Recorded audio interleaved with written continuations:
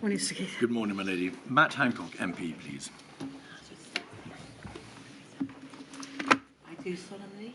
I do solemnly, Sincerely and truly, declare and affirm that the evidence I shall give shall be the truth, the whole truth, the whole truth, and nothing but the truth. and nothing but the truth.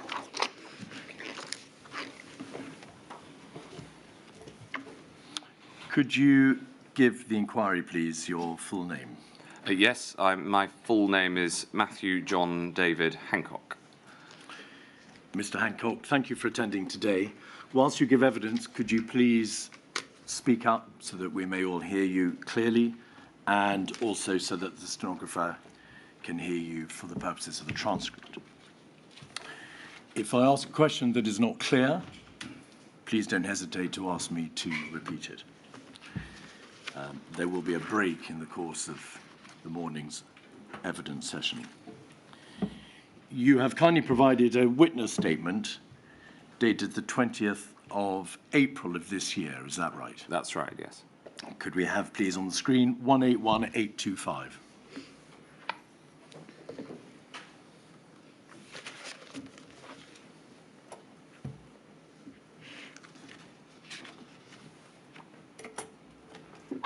And page 14, please. Page 24, I think, is the last page.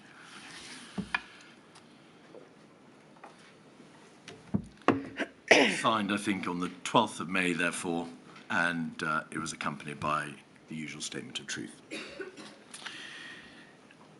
Mr. Hancock, you were Paymaster General and Minister for the Cabinet Office between the 11th of May 2015 and July 16. Yes. And during that time, were you therefore responsible ministerially for an important part of this pandemic preparedness structure, namely the national security risk assessment process? Yes, I was formerly the junior minister responsible for that, both for the secret part and for the National Risk Register. I reported to Oliver Letwin, and he, in practice, led on those areas, but nevertheless, I had junior oversight of them. And is that because the senior minister in that regard is the Chancellor of the Duchy of Lancaster, which he was, and you were the junior ministerial colleague as Minister for the Cabinet Office? I was effectively the number 2 in the Cabinet Office, yes. And then, did you become Secretary of State at the Department of Health and Social Care between the 9th of July 2018, when you took over from Jeremy Hunt MP, and the 26th of June 2021, when you resigned? Yes. Milady, for the purposes for those who may be listening to Mr. Hancock's evidence, I'm going to make clear that your appearance today is obviously concerned with the discharge of your functions as the Minister for the Cabinet Office and as Secretary of State in the Department of Health and Social Care pre-pandemic. Yes. We are concerned today only with the issues of emergency planning and preparedness.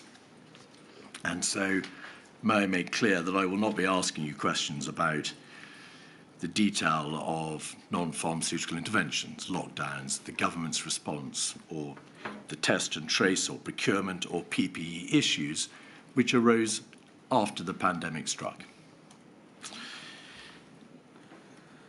May I then... They will come in later modules, just so people understand. They will all be in later modules, particularly Module 2 in the autumn, for which Mr. Hancock has already provided a draft statement.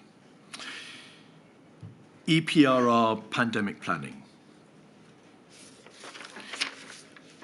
The functions of the Secretary of State, Mr. Hancock, in relation to pandemic planning are wide-ranging and complex, are they not? There is quite a lot to be concerned with in this field. Yes, and that is in addition to the very broad responsibilities overall as Secretary of State. You are responsible, or were responsible, in broad terms for health and social care, and that includes, therefore, health protection, health improvement, the healthcare systems, the social care systems, although that's largely in the hands of the local authorities, and most importantly, perhaps the NHS. So it's a very wide brief indeed. I wouldn't say most importantly the NHS. I'd say that there are many, many areas of importance, and actually one of the challenges of the job is to try to put your attention to the most important areas because it is so broad. Is a vital function of the Secretary of State to deal with health emergencies? Absolutely. And going into the job, I had some experience at a more junior level of dealing with crises and emergencies, and so I took my responsibilities as the principal responder to a pandemic very seriously. Does dealing with health emergencies include dealing with infectious diseases? Yes, of course. And being ready to deal with them?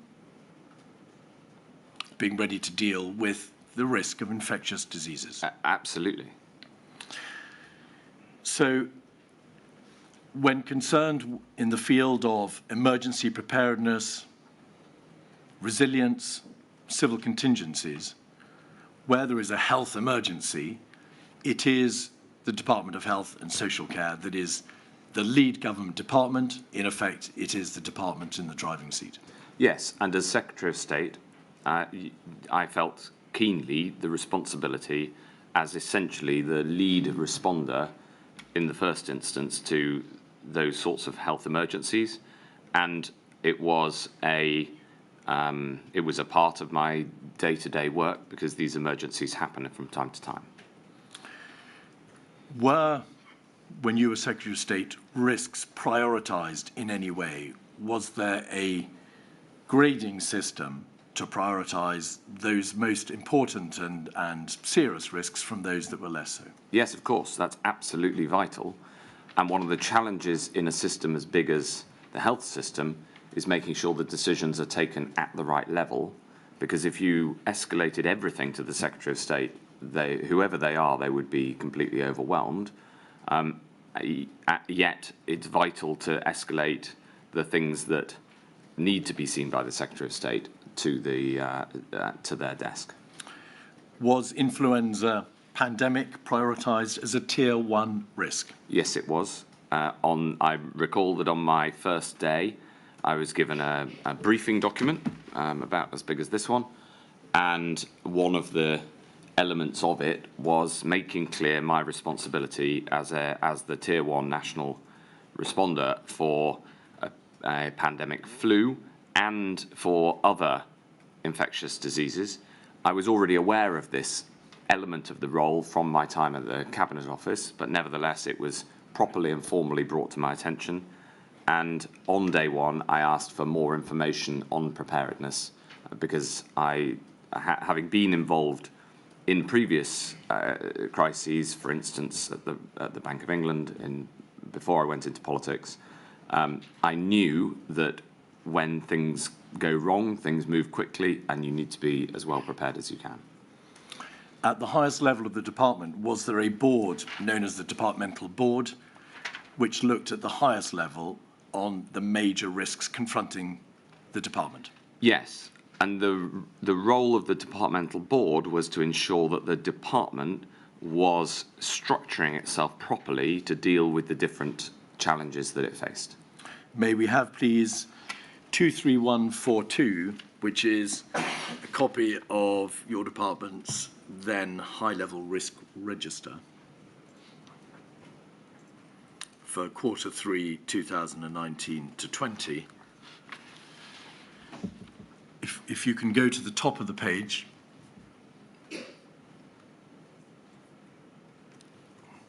We will see there the years 2019-20, Q3, high-level risk register. And if you go to the far left-hand side of the page, there will be a number of row numbers. If you could scroll down, please, to row 11.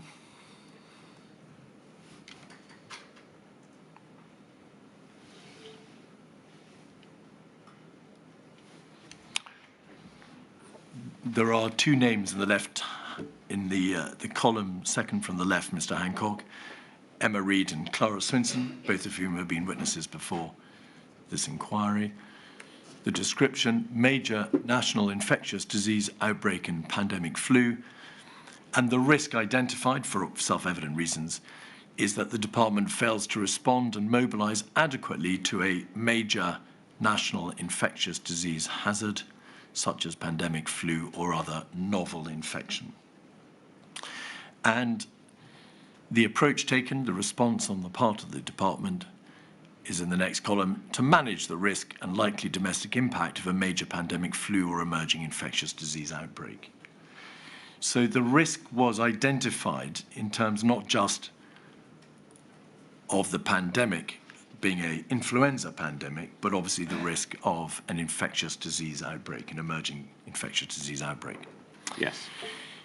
Does its presence in that chart, in that schedule, Mr. Hancock, indicate the seriousness with which the department took the risk of a major infectious disease outbreak or pandemic flu? Yes, and the red rating demonstrates that the significance of the impact of this, should it strike, could be very serious. And the day-to-day life of a health secretary involves being aware of and from time to time being involved in managing the response to potential infectious disease risks, which happen from time to time.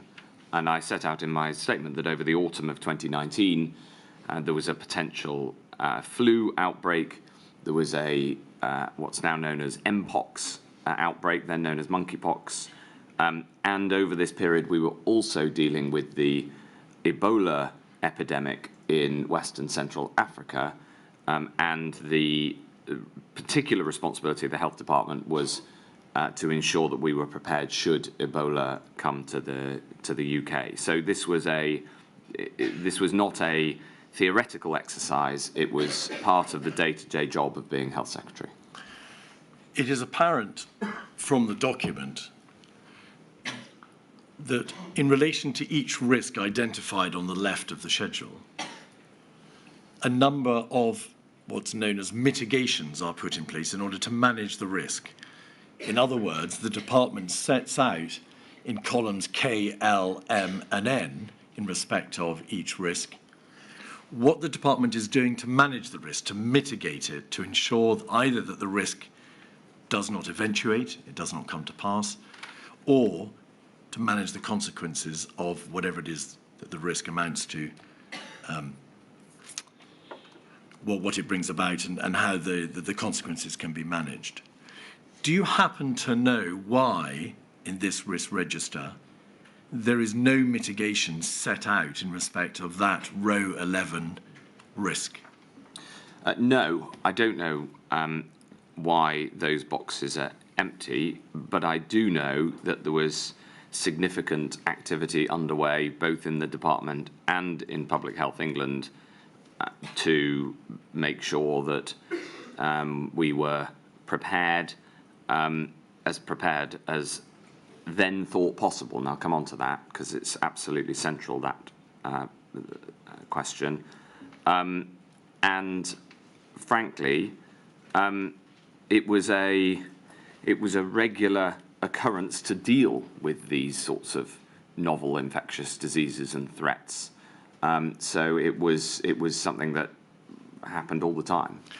Do you recall, Mr. Hancock, any particular departmental board, which presumably you attended, at which the row 11 risk of a major national infectious disease and pandemic flu was actively debated?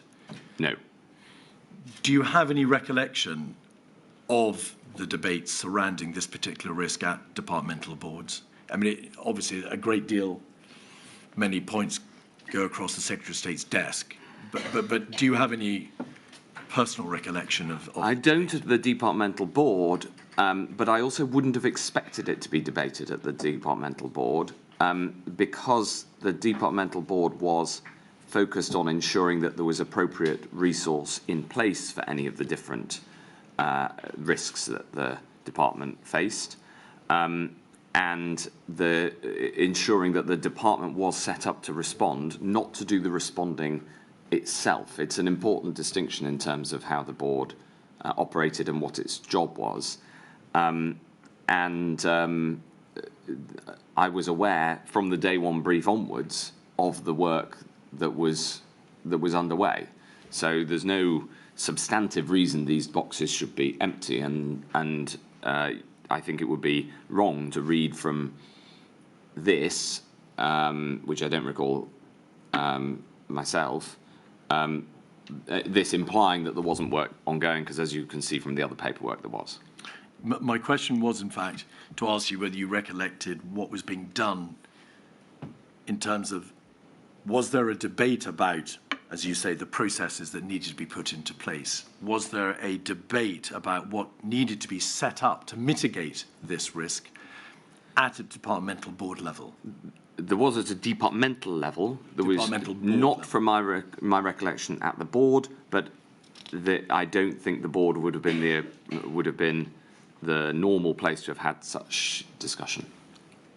Well, Mr. Hancock, that cannot be right, can it? Because this is a schedule of the high-level risks which were put before the departmental board, and therefore it must follow that these are risks and mitigations which are debated by the departmental board. That is what this chart shows.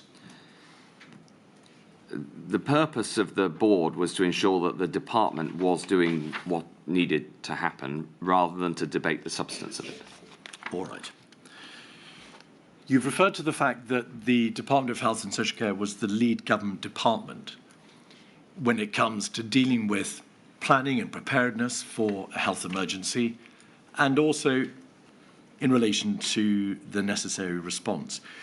As the Secretary of State, what did you understand that responsibility to consist of?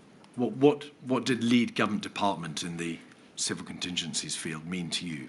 Oh, it means that if that risk begins to materialise, it is the department's responsibility to act appropriately. It is also, before that stage, the department's responsibility to have adequate surveillance to that sort of risk. And therefore, as Secretary of State, it was my responsibility to ensure, as much as possible, given all the other pressures, that there was adequate oversight. And did that oversight comprise matters such as ensuring that the department played its proper part in the risk assessment process? Yes.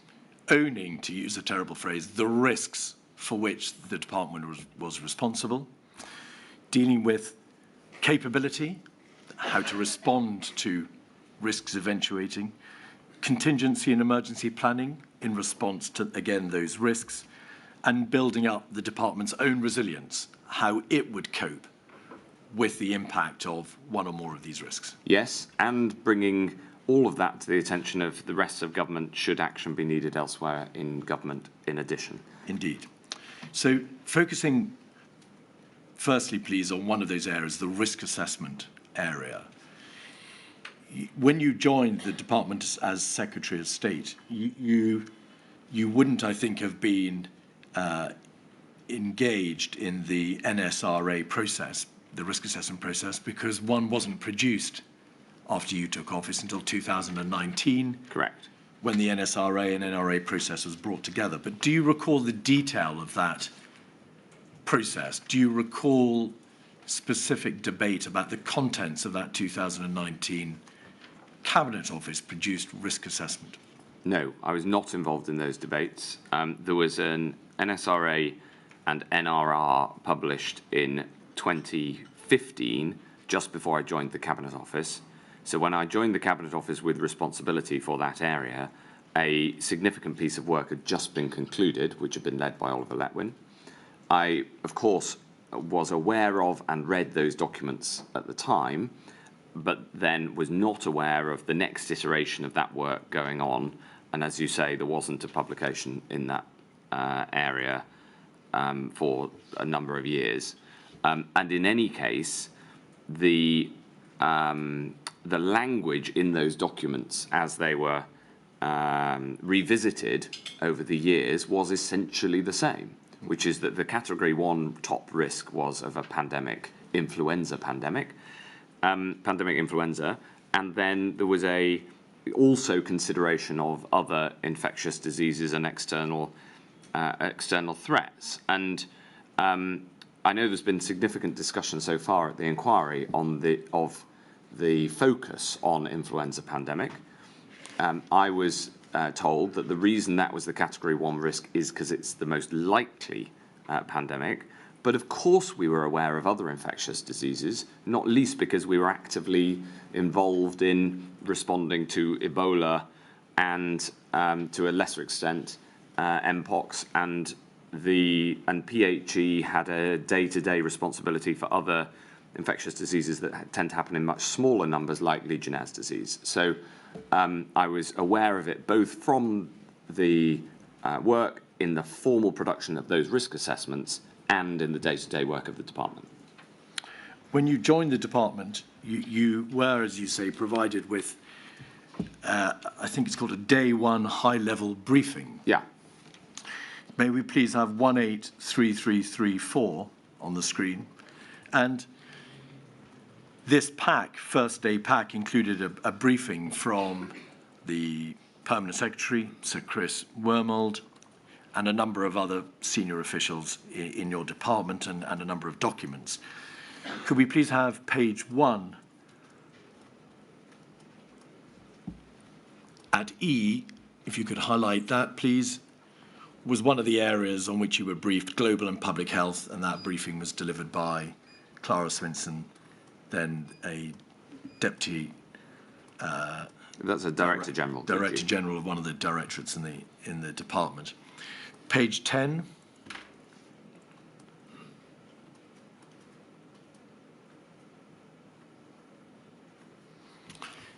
There is the section on global and public health.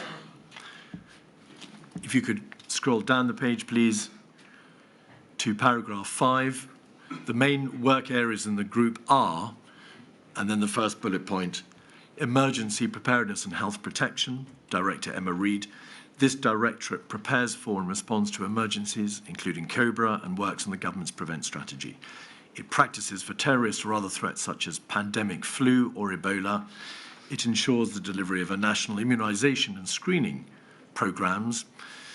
It also runs a global health security programme supporting middle and low-income countries.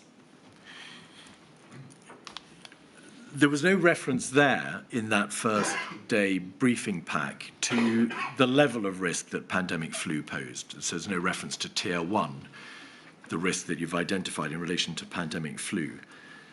Were you provided, either on that day or later, with more detail concerning the risk that pandemic flu posed?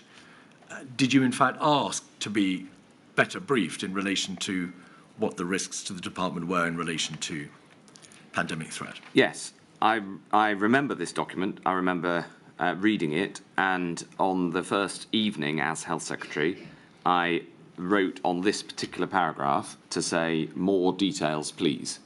As you can imagine, I was going through this document, working out which areas I needed to focus on, because you have to choose what to focus on, and this was an area that I knew I needed to be across. So you called for more information, and a written response was provided by, I think, Emma Reid, 184105, please.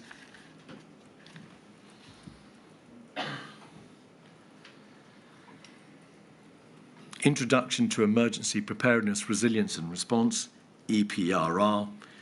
And on that first page, we can see in paragraph 1 a reference to the fact that the DHSC, in conjunction with NHS England and Public Health England, must provide a coordinated response to the challenge of risks set out in the National Risk Assessment, such as natural hazards. And of course, natural hazards includes, does it not, Mr. Hancock, the risk of pandemic flu? Yes. And you can see there references to the department coordinating health response to the incidents in Salisbury and Amesbury. If you could go further down the page, please. Emergency preparedness, above paragraph 6. this Civil Contingencies Act 2004 outlines the national response to civil emergencies, establishing roles and responsibilities for those involved in emergency preparation and response at the local level. There is then a reference to the division in the Act, the bifurcation between Category 1 and Category 2 responders. And you, as the Secretary of State, were a Category 1 responder, were you not? Yes. And then paragraph 7, please. Category 1 responders are required to carry out exercises and training of staff in emergency planning. The DHSC participates in a cross-government programme of exercises, and ministers will be invited to participate in Tier 1 exercises and to participate in COBRA-style meetings. You subsequently became aware of the fact that there had, in 2016, in October of that year, been an exercise Cygnus. Yes.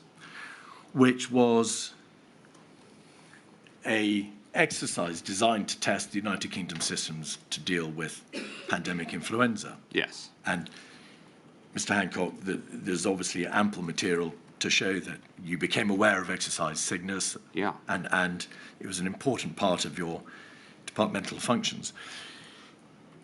Looking back, are you surprised that in this more detailed briefing, there was no reference to the fact that just a year before, exercise Cygnus had reported and in general terms had found that the plans and capabilities of the United Kingdom were not sufficient to deal with the likely demands of a severe pandemic? Well, that's a good question. I don't know why that's not written here. Became aware of exercise Cygnus and the work that was being done to put its recommendations into action. I mean, there's a bigger challenge with exercise Cygnus, which perhaps we'll come on to. Of course. In your witness statement, you say that you asked for further briefings to be prepared, having read this document. Yes. Can you now recall what areas concerned you and what areas you asked to be addressed by way of further briefing materials? Yes, I wanted to know about the department's preparation and its planning processes, and I asked for further information based on this, and I recall receiving a note in I think it was in August 2018. And continued to ask questions. For instance, one of the areas that I pushed hard on was the lack of UK domestic vaccine manufacturing, given the importance of a vaccine to responding to any pandemic. And that was an area that I worked on intensively up until the pandemic struck, and obviously then thereafter. So this was a programme of work for me, which was on which I iterated with the team. I kept asking more questions and had meetings on it. And the area that I focused on was on the vaccine manufacturing point and others.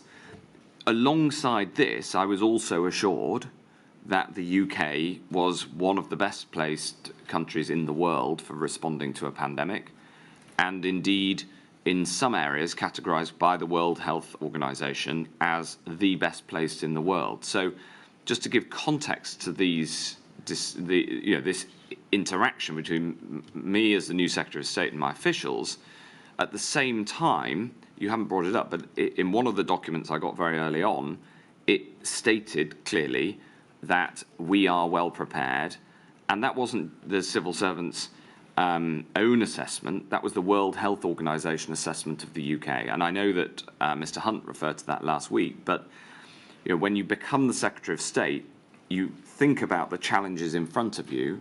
In my case, I had a background in technology, and the NHS desperately needed better technology. The NHS needed more people, and we needed to be better at prevention of ill health across the board. Of course, prevention of a pandemic is part of that, but there's also a huge focus on, for instance, obesity.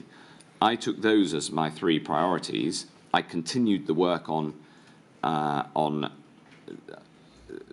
protection from these threats, but it's important to focus. And you can understand that when you're assured by the leading global authority that the UK is the best prepared in the world, that is quite a significant reassurance. That turned out to be wrong. Coming back to the internal briefing, yes, putting us to one side what international authorities said about the United Kingdom's position, you've told us that there was therefore a debate with your civil servants about vaccines. That was one of the issues that yes. you asked about. When you were told, however, by your civil servants that the United Kingdom was well prepared, yes, what did they say when you asked them, as you presumably did, well, in what way are yes. we prepared? Yes. What did they say about the various other parts of the preparedness structure? Stockpiles, yes, diagnostic testing, plans for quarantining or shielding, or to deal with the impact of a pandemic, or the supply of antivirals, all of which are other aspects of the system of preparedness. What were you told? I was told that we had plans in these areas. So, for instance, on stockpiles, I was told that we had a very significant stockpile of PPE, and we did. The problem was that it was extremely hard to get it out fast enough when the crisis hit. I was told that we were good at developing tests, and indeed we were. We developed a test in the first few days after the genetic code of COVID-19 was published. The problem was there was no plan in place to scale testing that had any that we could execute. On antivirals, we had a stockpile of antivirals for a flu, but not for a coronavirus. On vaccines, I was concerned that we weren't in a strong enough position because we were reliant on manufacturing vaccines overseas. And I thought that in a pandemic scenario, force majeure would mean it would be hard to get hold of vaccine doses if they were physically manufactured overseas, no matter what our contracts said. And so I insisted that we pushed on domestic manufacture and sought the funding to deliver on that. A plan was already in early development to make that happen. So in each of these cases there was a plan, but the absolutely central problem with the planning in the UK was that the doctrine was wrong. And if maybe I should set this out now. I've written it in my written statement. The attitude, the doctrine of the UK was to plan for the consequences of a disaster. Can we buy enough body bags? Where are we going to bury the dead? And that was completely wrong. Of course, it's important to have that in case you fail to stop a pandemic, but central to pandemic planning needs to be how do you stop the disaster from happening in the first place? How do you suppress the virus? And I need to put on the record, if I may, my lady, that my written statement, I've got an update on my written statement, having continued to look through the documents. Mr. Hancock, we'll return, if we may, to correcting one or two parts of your witness statement later. I'm aware that there were one or two areas that you want to say something more about in light of documentation which you've been provided with more recently. Can I bring you back, please, though, to the debate with your civil servants about the state of preparedness? Yeah. Did you observe to your civil servants or ask, well, there is a significant stockpile, but it's only for flu?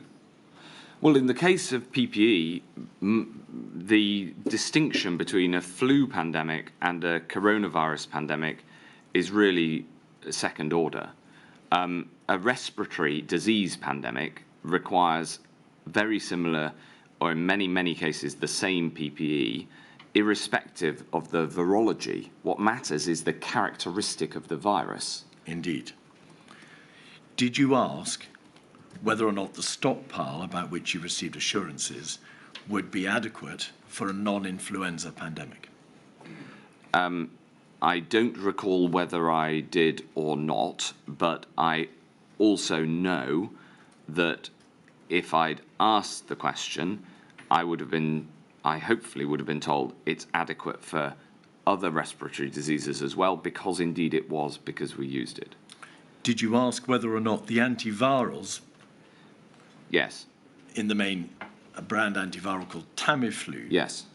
Which was supplied was available in large quantities, whether that was suitable for a non-influenza pandemic. I don't know whether I asked or I was briefed, but I was certainly aware that that was only useful against a flu, not a coronavirus.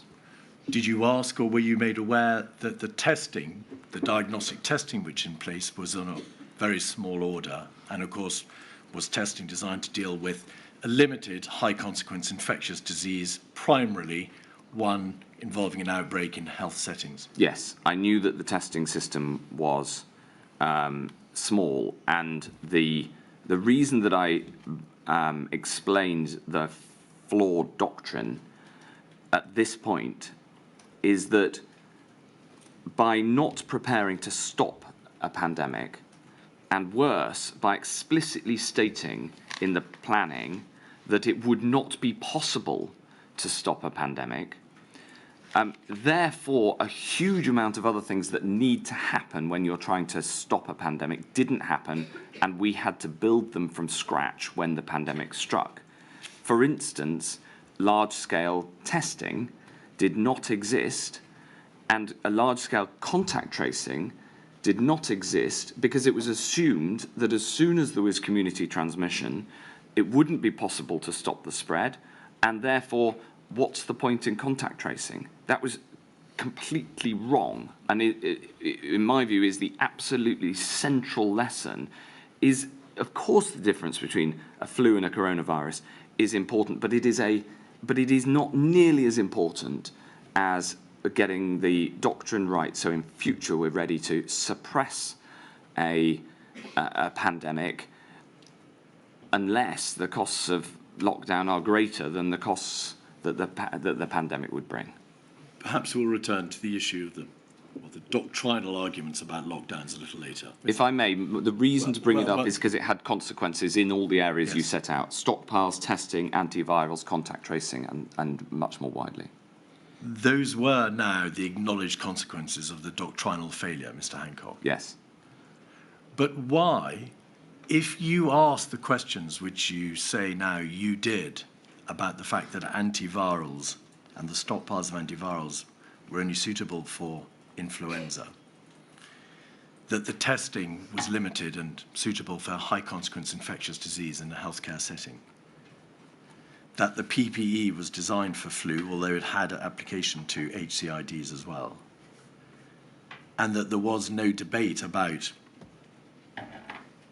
the potential countermeasures, mandatory quarantining, shielding, the impact on education or the economy. If these were questions which were posed when you took office in July 18, why was the situation allowed to develop in which none of these matters were addressed by the time you had to deal with the consequences of the pandemic in February 2020, when, as you've rightly said, you had to build in all these areas the entire system from scratch? Because I was assured that the UK planning was among the best, and in some instances the best in the world.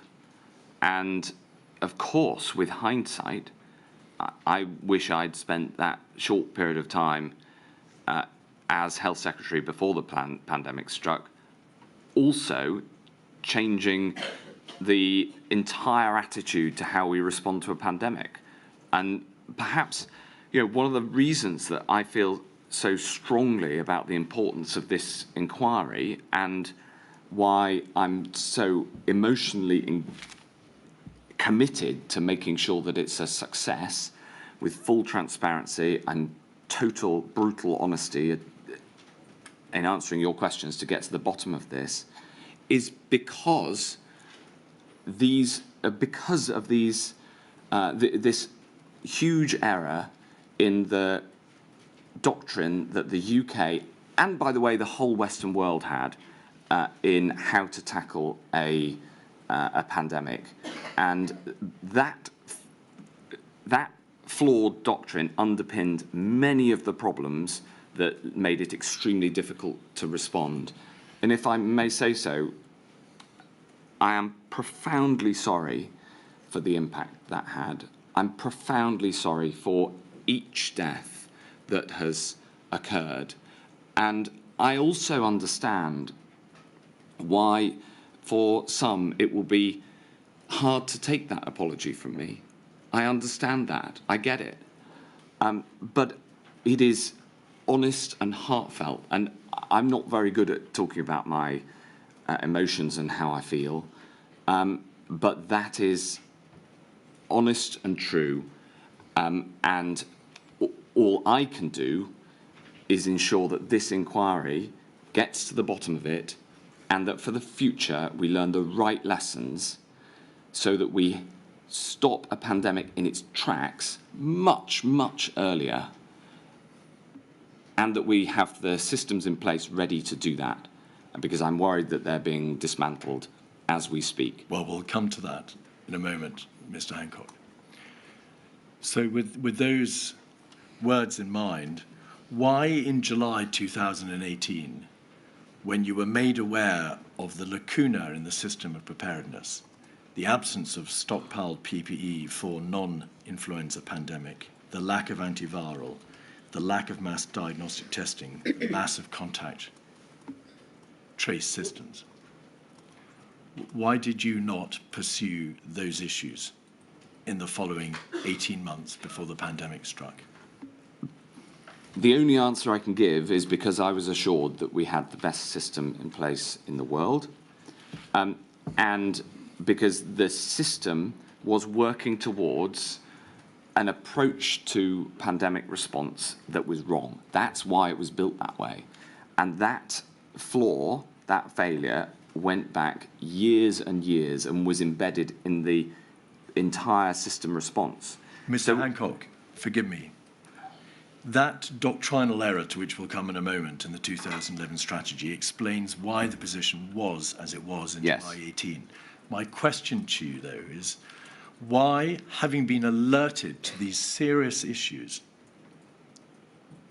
was more not done over the following 18 months, regardless of why you were in that position, regardless of why the department was in that position, regardless of the doctrinal foundation? Why were those practical considerations not followed through? Well, there was no recommendation to resolve those problems that I was aware of. There were recommendations to put into place the learnings from Project Cygnus, some but not all of which were taken forward. I was assured that there was a programme of work to put those in place, but there were no recommendations to build a testing system that I was aware of. There was no recommendations to change the stockpile, although on that point the stockpile was effectively transferable from one respiratory disease to another. These recommendations were not there because the system was geared towards how to clear up after a disaster, not prevent it. You were the Secretary of State. Yes. It doesn't need a formal submission from civil servants for something to be done. If in the course of this debate you asked your civil servants, where are the antivirals for a non-influenza pandemic? Yes. Where is the stockpile for a non-influenza pandemic? Where are the plans for mass testing? They wouldn't have said, Secretary of State, well, we can't do anything about that. Let's wait to see what submission we draw up recommends. You could have ordered it to be addressed, and you could have pursued and harried them until something was done. And of course, had I known the pandemic was about to strike, then I would have done that. But this was an unprecedented pandemic, and nobody was to know. So all I can explain is that when you become the Secretary of State, when you are the Secretary of State, new in post, there are a significant number of recommendations of what needs to be changed. For instance, Dame Sally Davies came into my office and said we have to try to prevent ill health and tackle obesity. That is the #1 problem facing the country. This was not regarded as a #1 problem that needed to be fixed because we were regarded by external organisations that had been and investigated our preparedness. We were regarded as one of the best in the world. That's the only answer I can give you. I know I've repeated it, but that's because it's true. The 2011 strategy to which you refer was the 2011 influenza strategy document dealing, as it says on its face, with the strategy for a influenza pandemic. Yes.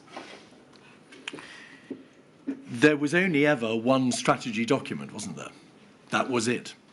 That was the strategy document that I was aware of. Of course, there was a whole load of underpinning and documents and further work, but that was the strategy document, yes.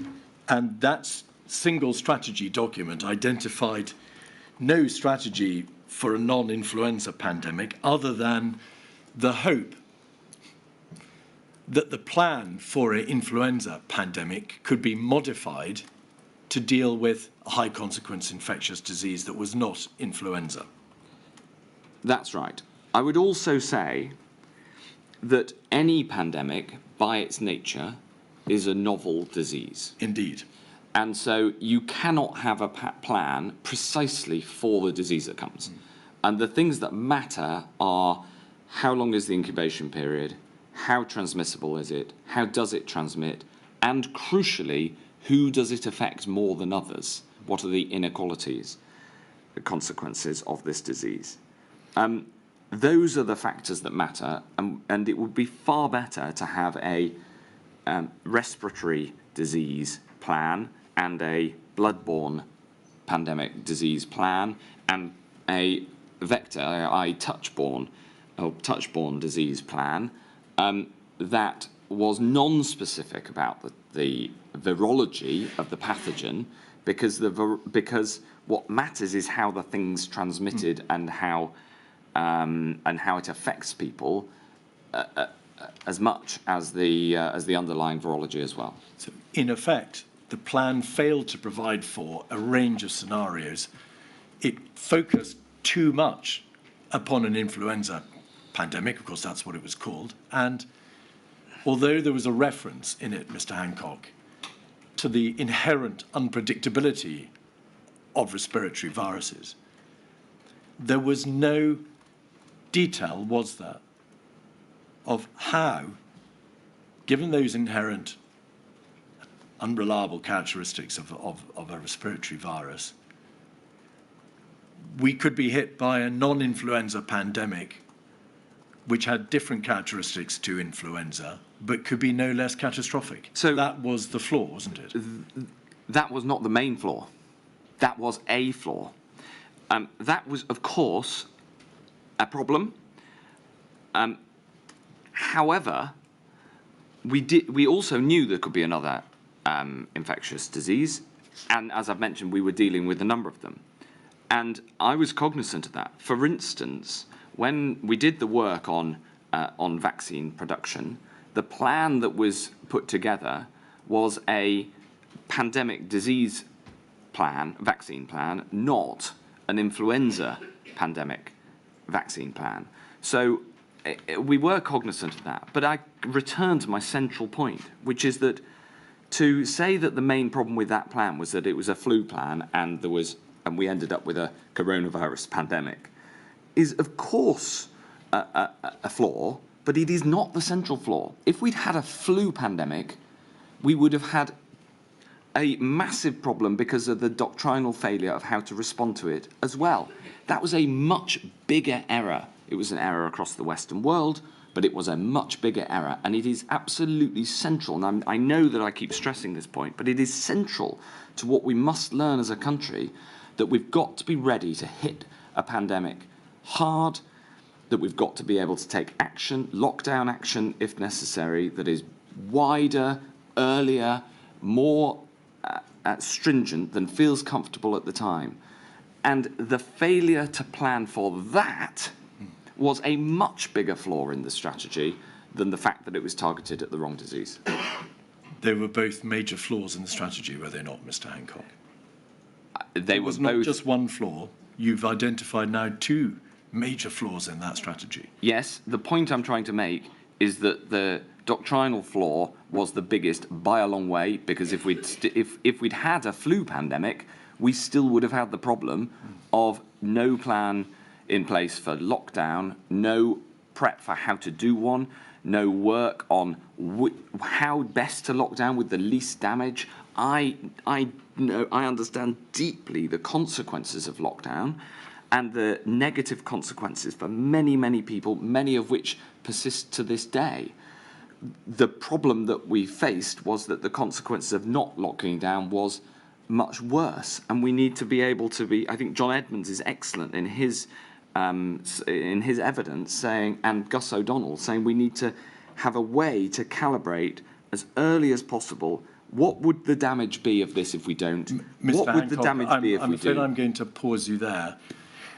The issue of lockdown is, as you know very well indeed, something for Module 2, and we are concerned now with your understanding pre-pandemic and what was being done pre-pandemic. May I ask you please to focus on this strategy document, which sets out at that time what the thinking was. I understand that, but if I just may say... Mr. Hancock, will you allow me please, in this forum... It is vital for planning, that's the point. The questions. Of course. The 2011 strategy was never updated, was it? Not the time. No, it wasn't, no. Indeed, the work stream, which was due to be carried out by the Pandemic Flu Readiness Board to update that strategy, was itself paused, was it not? As I understand it, yes. Yes. There's been ample evidence to show that the work was not done to update this document, this strategy, but because of the diversion of resources to the necessary preparations for a no-deal EU exit. Is that your understanding? That is correct, yes. All right.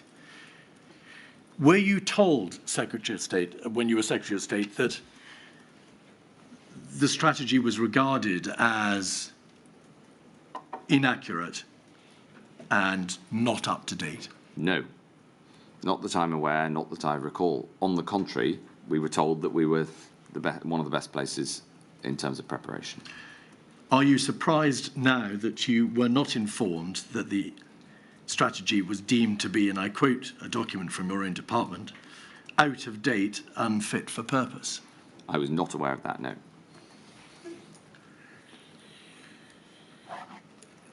By July of 2019, an arm's length body, I suppose one would call it, or a stakeholder, Public Health England, was stating in its own minutes that there had been no word from the DHSC on the DHSC's pandemic strategy.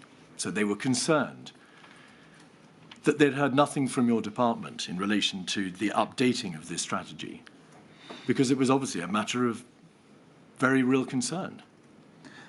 I don't recall that ever being raised with me, and it highlights the problem of not having a body that was focused only on preparing to defend us against a pandemic, since the Health Protection Agency was abolished in 2012.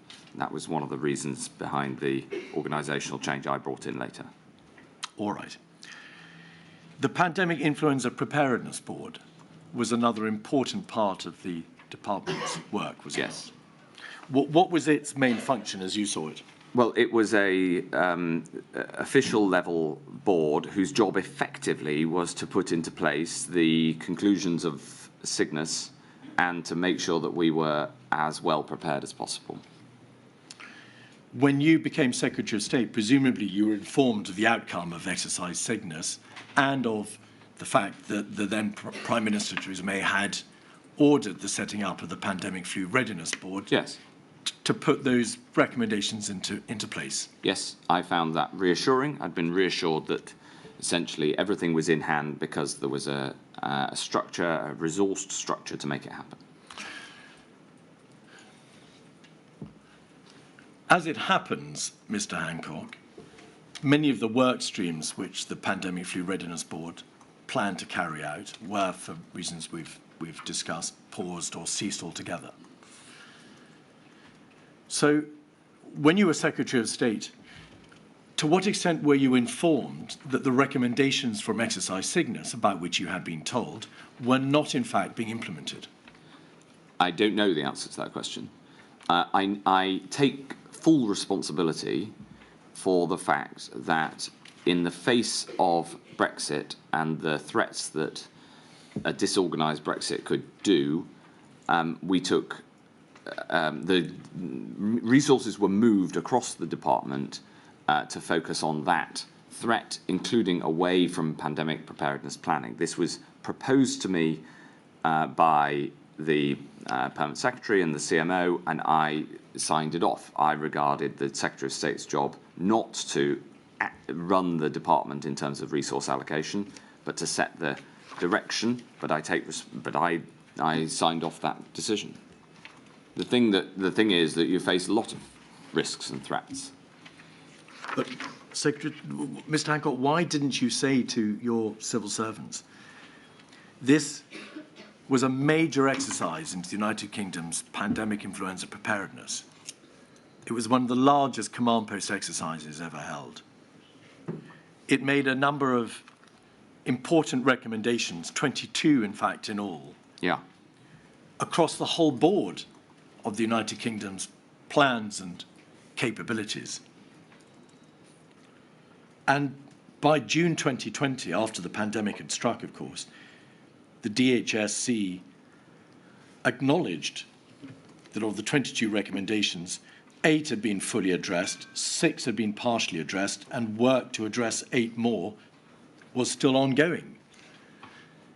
How could that have been missed? How could those recommendations not have been put into place between July 18, when you took that post, and 2020, when the chickens came home to roost?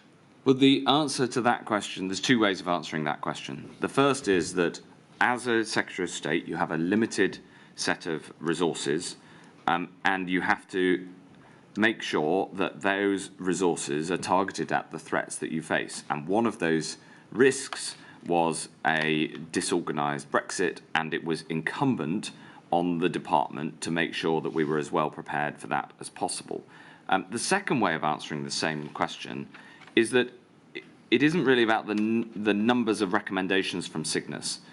It's about what those recommendations were. And the problem with Cygnus is it did not spot the central problem in pandemic planning. So having looked through those recommendations that were not put in place, I'm not sure they would have helped much when the chickens, as you say, came home to roost. Because Cygnus did not recommend that we should be prepared to stop the spread of a pandemic. It made all sorts of recommendations for how to deal with the worst case scenario happening. And therefore, I am not at all convinced that we would have been much better placed to face this pandemic had all of those recommendations been put into place, because there was a much bigger error. All right. But those exercises take place for good reason, do they not? Yes, but it still didn't spot the main problem. Are they important matters, Mr. Hancock? Of course. And were recommendations made, a number of them, as a result of that exercise? Yes. And did your department fail to implement all those recommendations? I'm not denying any of that.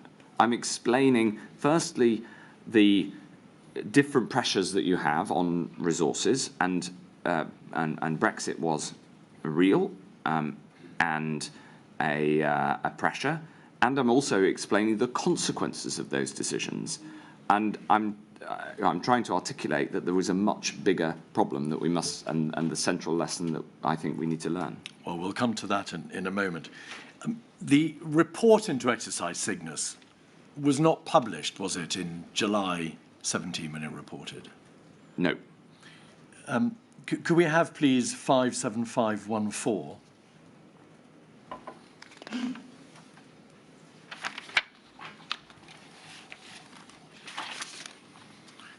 And page 2. You were asked in May of 2020, of course after the pandemic had struck, whether or not you agreed that the report into exercise Cygnus from July 17 should be published.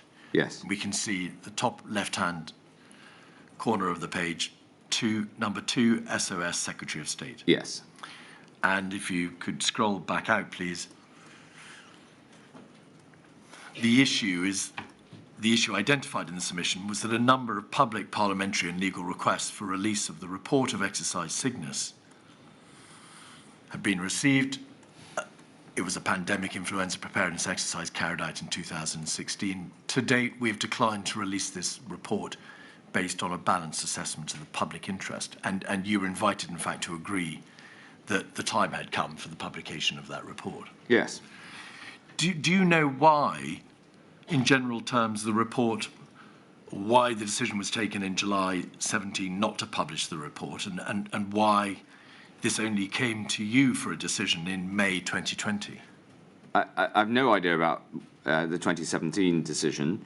I know why it came to me for a decision in 2020, and that's because people were understandably asking to see it, and I supported publication. Could we have a look, please, at page 4, paragraphs 8 and 10? Thank you. Paragraph 8, some projects had to be rescheduled in 2018 and 19 due to competing priorities in civil contingencies. Is that a partly concealed reference to the fact that work streams had to be stopped to deal with the necessary preparations for a no-deal EU exit? Yes. There were other civil contingencies. For instance, there was a crisis of human body parts being left in hospital car parks that the civil contingencies team had to deal with. There were various other civil contingencies in that period, so it is not purely a euphemism for Brexit. It is an accurate description of the pressures on the civil contingent on the team. Mr. Hancock, this is a document which is solely concerned with the publication of the report in exercise Cygnus, which was itself only concerned with emergency preparedness for pandemic influenza. Yes. The reference to some projects in paragraph 8 yes. is only a reference, isn't it, to the projects which came from exercise Cygnus? That's correct, yes. And the only reason that those projects were rescheduled by virtue of decisions of the Pandemic Influenza Preparedness Programme Board, the Pandemic Flu Readiness Board, and your own department, was because of the diversion of resources to deal with the no-deal EU exit.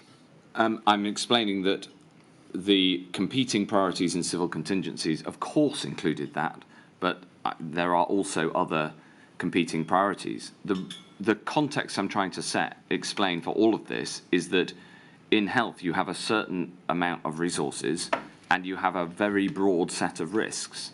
And whilst it's vital that this inquiry uses hindsight to learn the lessons, we didn't have that at the time, and we didn't know that a pandemic was about to strike.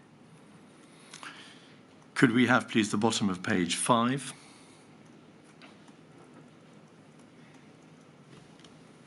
Communications and public confidence. Whilst this would not be a consideration for freedom of information purposes, this is in the context, of course, of deciding whether the report should be published, it is if you're considering going beyond your legal duties. Advice on communications is below. Mitigation, that is to say, mitigation of damage done in the public sphere by virtue of the communications. You should note that while work is ongoing, there are no major gaps in our implementation of the lessons from Cygnus. That wasn't quite right, was it? I think that the officials writing this document have used the word major to explain that the central recommendations from Cygnus were implemented. For instance, Cygnus recommended that we have a draft legal bill ready to go, and that proved to be incredibly important in the early response to the pandemic.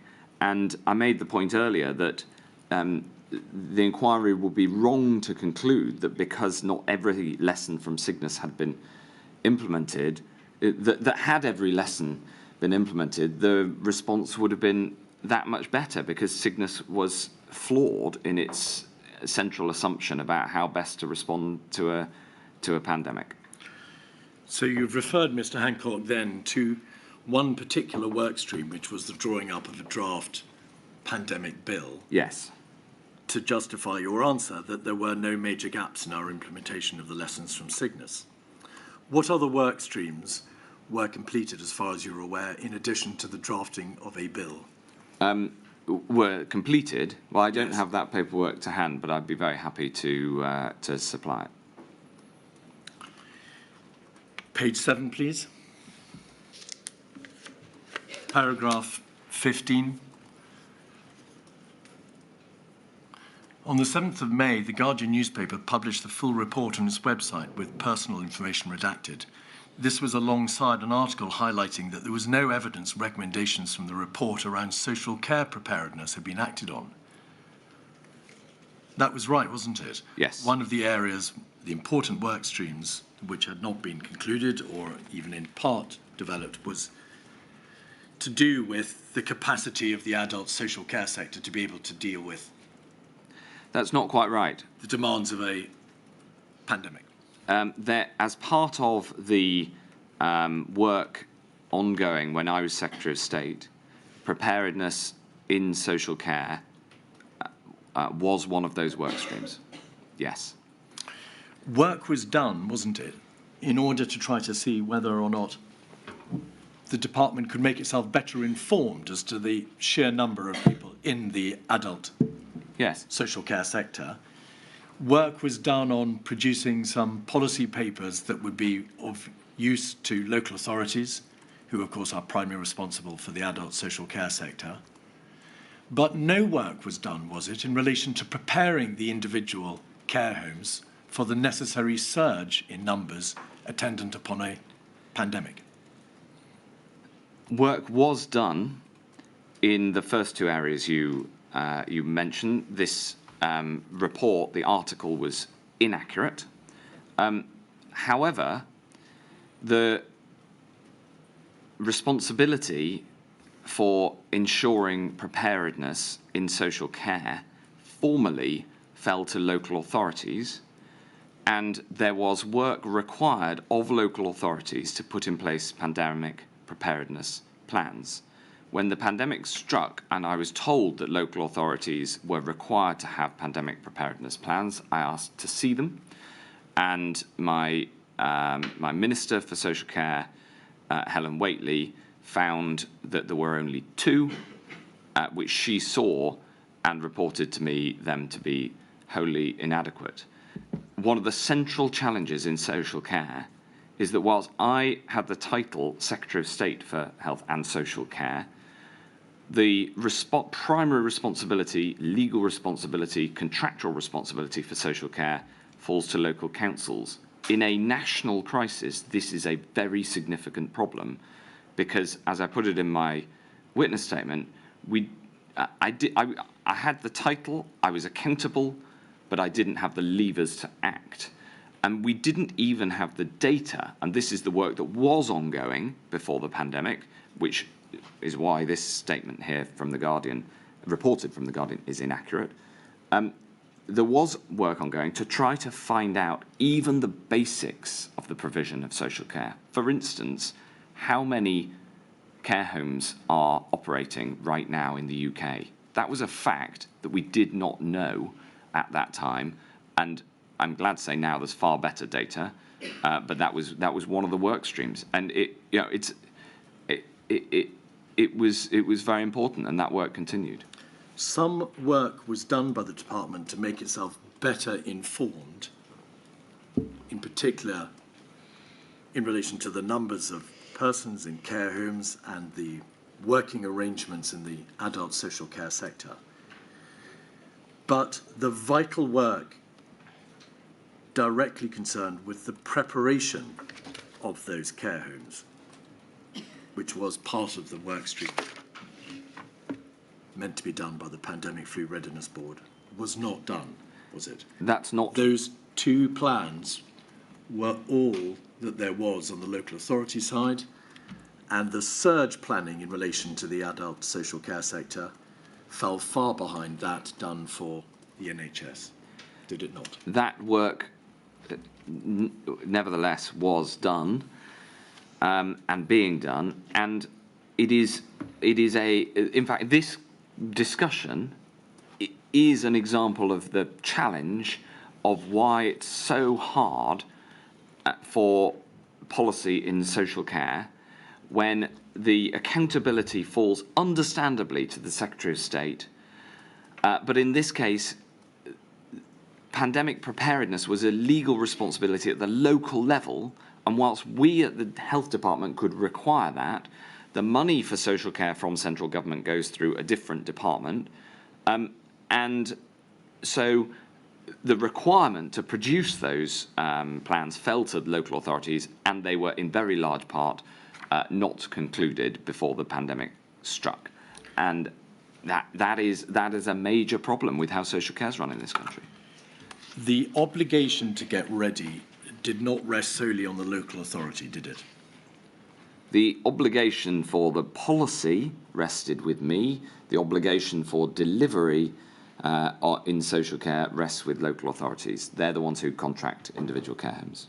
The Department of Health and Social Care understood that an important line of work, a work stream, to be carried out by the Pandemic Flu Readiness Board and the Pandemic Influenza Preparedness Programme Board, was ensuring that the adult social care sector was ready in terms of plans, what would they do in the event of a pandemic, and surge capacity. How would they physically cope with the impact of a catastrophic pandemic? Yeah. And those were obligations on the Department of Health and Social Care, and they were not completed, were they? They were to be delivered through local authorities, which proved extremely difficult. And that is a structural problem with how social care has been organised in this country since 1948. That may be so, Mr. Hancock, but it was a responsibility that the Department of Health and Social Care was aware of. Otherwise, it wouldn't have directed that these work streams be drawn up at all. Absolutely. Right. Absolutely. The NSC THRC, the National Security Council Threats, Hazards, Resilience and Contingencies Committee, was the committee to which you referred earlier, the committee chaired by the then Prime Minister, who had ordered the setting up of the Pandemic Flu Readiness Board. Yes. The terms of reference for that board required the Secretary of State for Health to report progress to the National Security Council THRC committee on the work of the Pandemic Flu Readiness Board. Could we have, please, 22743? I think if we're going to a slightly different topic, yes, my lady. Mr. Keith, I think probably, if that's convenient for you. Yes, indeed. We take regular breaks because we have a brave stenographer who copes with us all, but very well, I shall return at 25 past. Half past.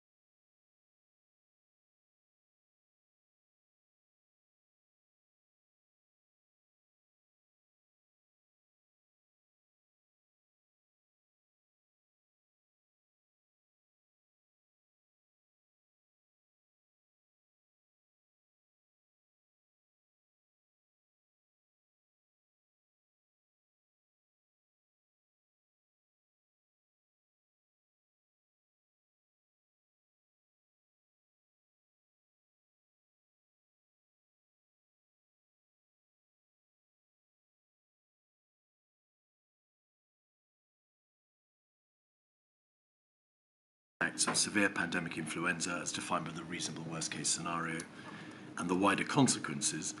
Since the demise of the Pandemic Flu Implementation Group, there has been no dedicated group with responsibility for preparations for the cross-government impacts of pandemic influenza. Mr. Hancock, the Pandemic Flu Readiness Board was co-chaired, of course, by your then department, the DHSC, and the Cabinet Office. But it was the only board which provided oversight for a programme which will deliver the plans and capabilities to manage the wider consequences of pandemic influenza. And then on page 2, please, paragraphs 5 and 6, roles and responsibilities of members. The membership of the board is intended to reflect the breadth of the government's responsibility for the potential consequences of an influenza pandemic on the nation. Members of the board will represent the interests of their department.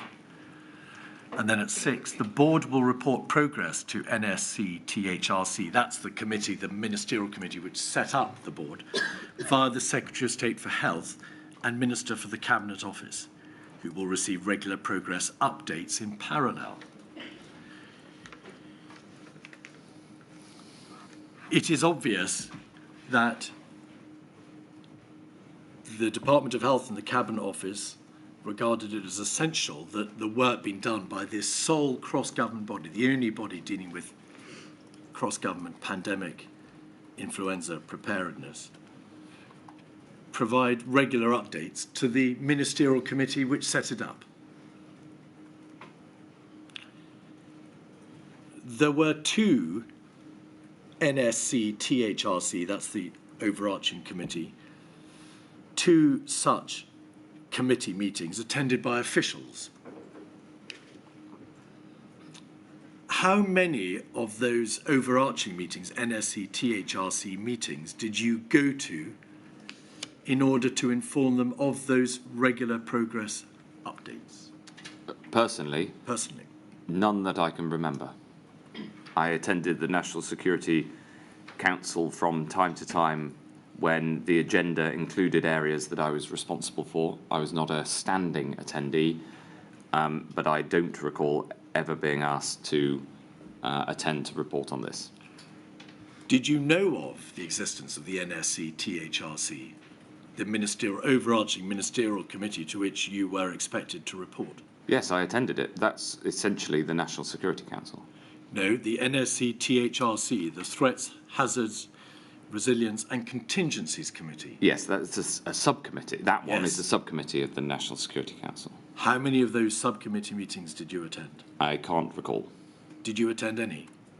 I may well have attended none, but I can't recall.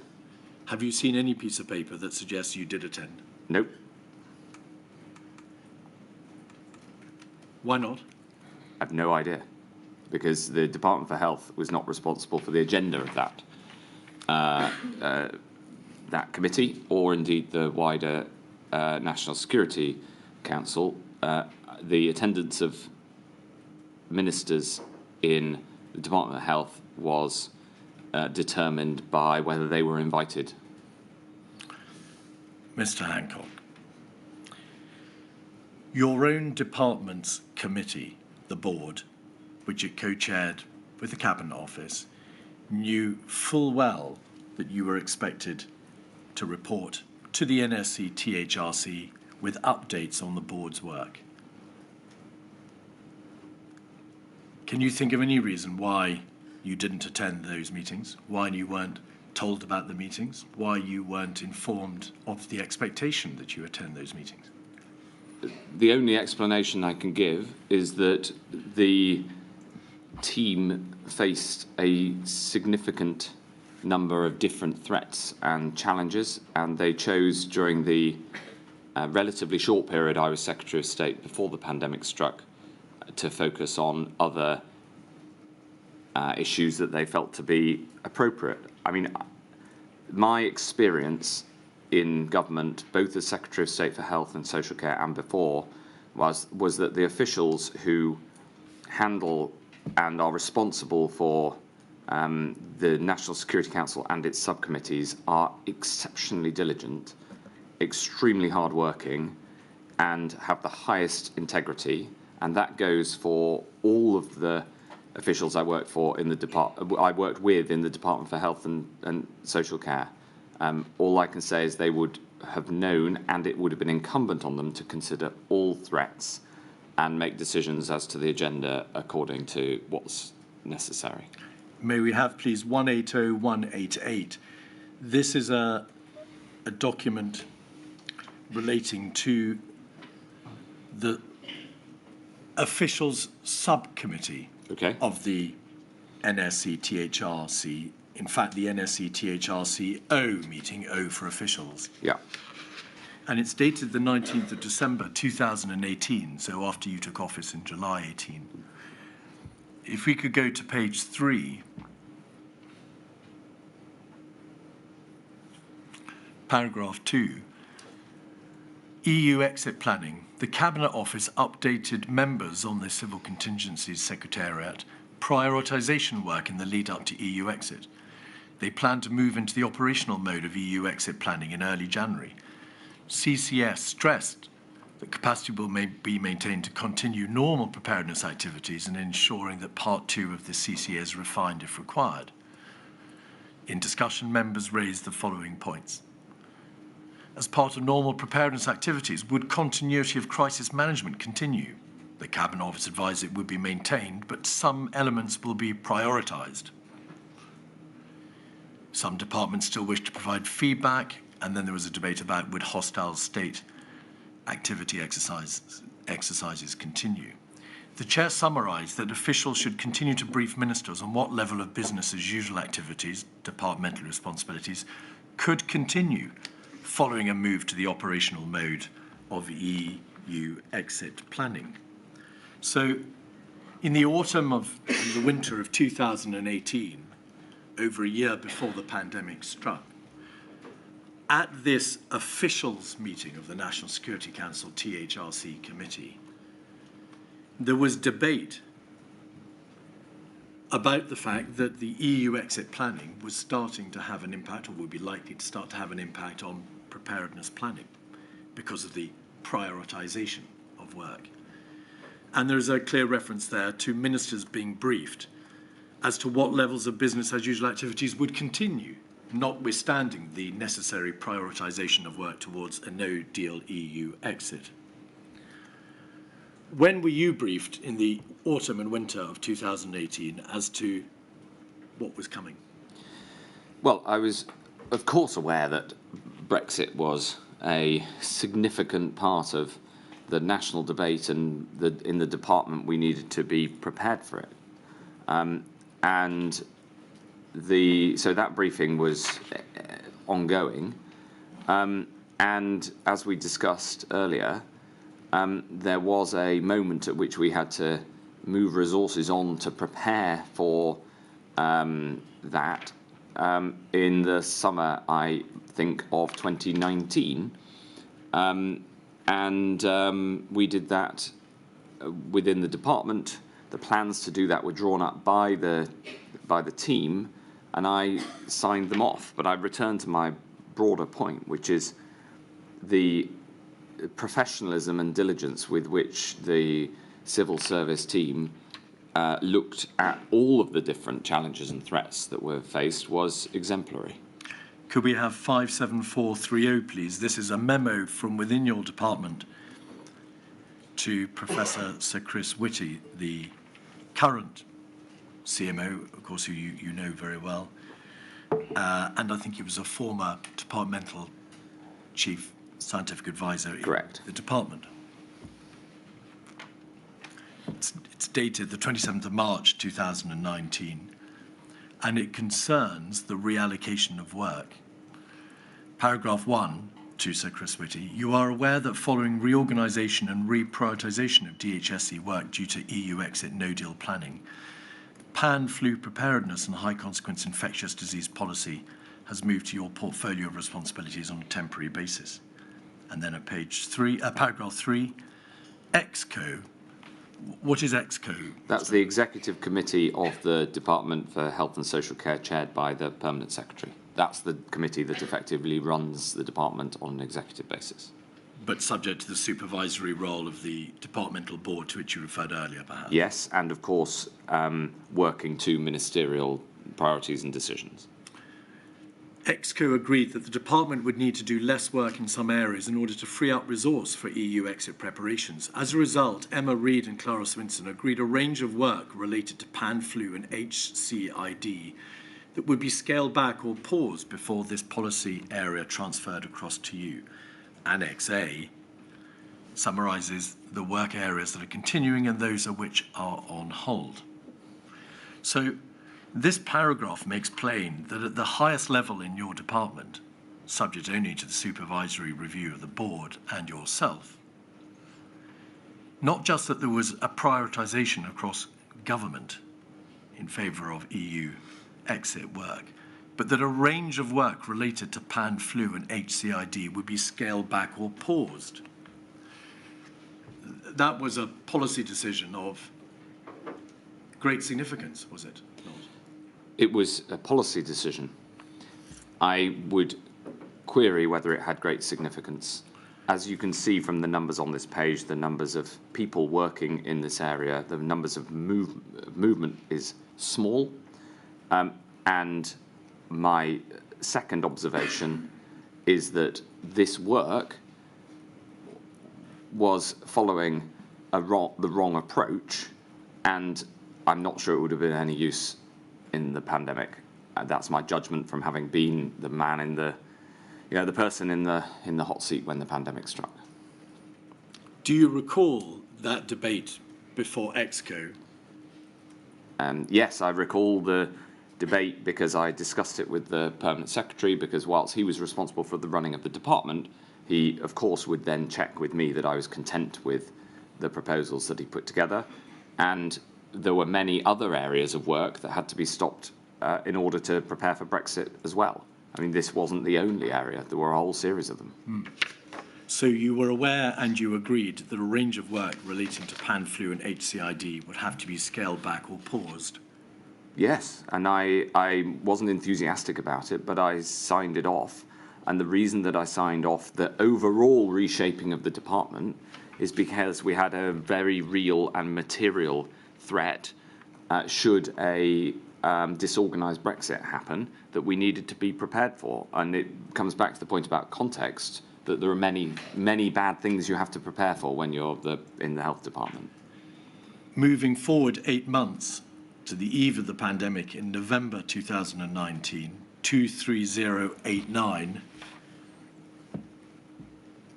the minutes for the Pandemic Flu Readiness Board. The Pandemic Flu Readiness Board has not met since November 18 due to reprioritisation in 2019 to plan for a potential no-deal EU exit. So the sole cross-government body set up by direction of the Prime Minister did not meet at all, did it, between November 2018 and the 27th of November 2019? That's what this paper says. Were you aware, Mr. Hancock, that for a whole year the board did not even meet? I do not recall being aware of that, no. But also, I do know that work under the board's guidance continued, because I was engaged in some of the work, as we've discussed, especially but not only on vaccine manufacturing. Page 5, paragraph 7 and 8.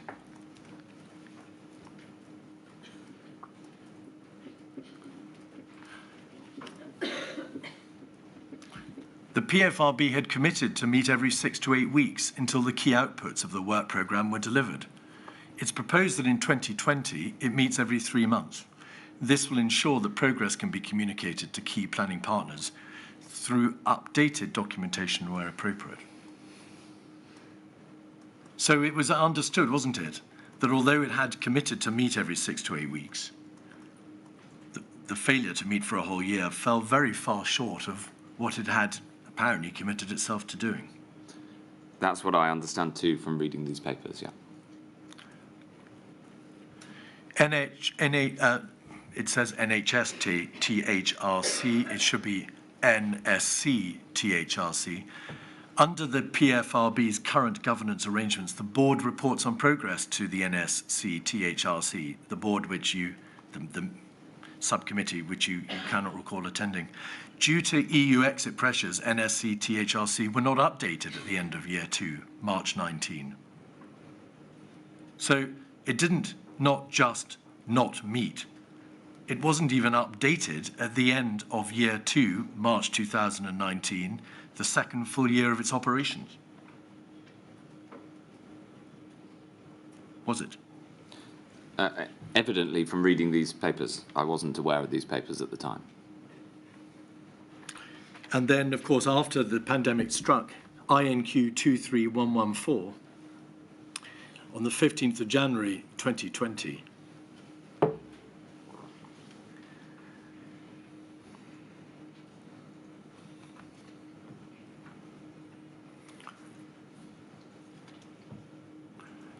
Pandemic Influenza Readiness Board Workstream Updates, last updated the 15th of January 2020. The Healthcare Workstream, progress has slowed for a number of reasons. 2, Community Care. Progress on the community healthcare side has slowed for a number of reasons. And then over the page, please, or further down the page. Excess deaths, that was one of the work streams on which work was completed, wasn't it?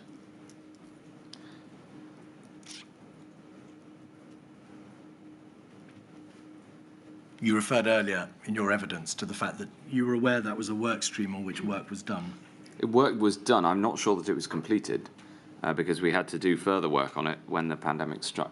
That's why I was pausing to try to recollect and express that correctly. Over the page. Sector resilience.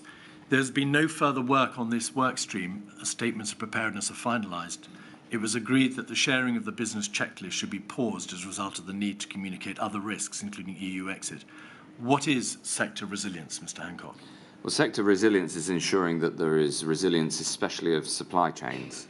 Where? Which sectors? In this case, pharmaceutical in particular, but also non-pharmaceutical goods required for the health and social care sector. Health and social care sectors? Within the department, that would have been the purview. Yes. Cross-cutting enablers, all England clauses and supporting documentation complete, including explanatory note and assessment of impacts. Is that a reference to the drafting of the bill to which you made reference earlier?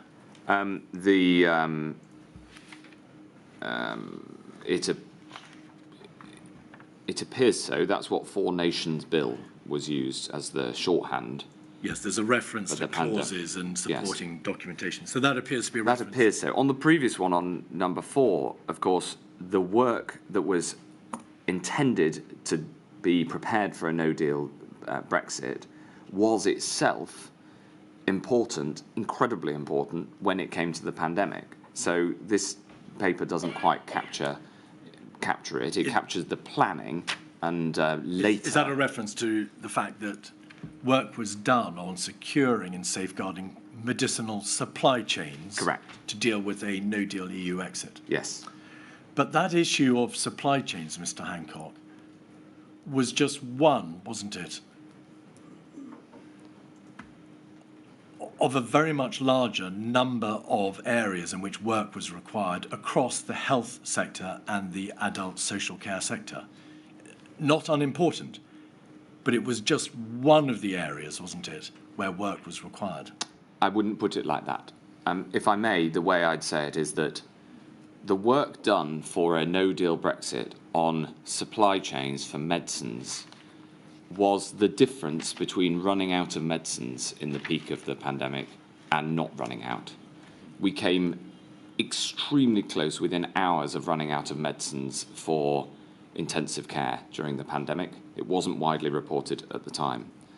And I think the only reason that we didn't run out is because of the work that Steve Oldfield and his team did, which they did during 2019 in preparation for a no-deal Brexit, but became extremely useful in saving lives during the pandemic.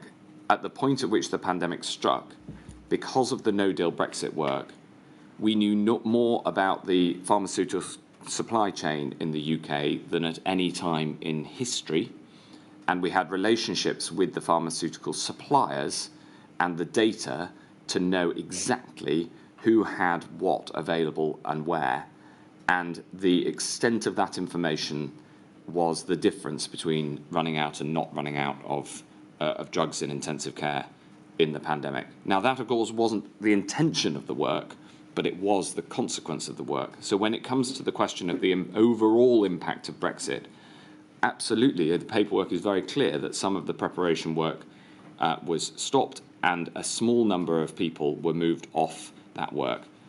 On the other hand, we were better prepared in terms of supply chains. Who knows the overall impact and which of those balances in the scales is greater? I'm afraid it's impossible to know.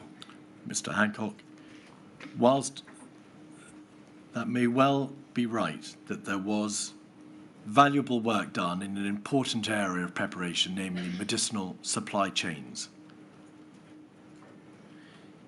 this chart, and particular row 4, sector resilience, makes plain that across the swathe of the healthcare and adult social care sectors, important other areas of work, of which there were many more than the single issue of medicinal supply chains, were paused or interrupted.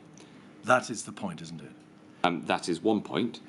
I agree. And the further point is of significance. Which is the most significant? And it's impossible to know whether one was more significant than the other.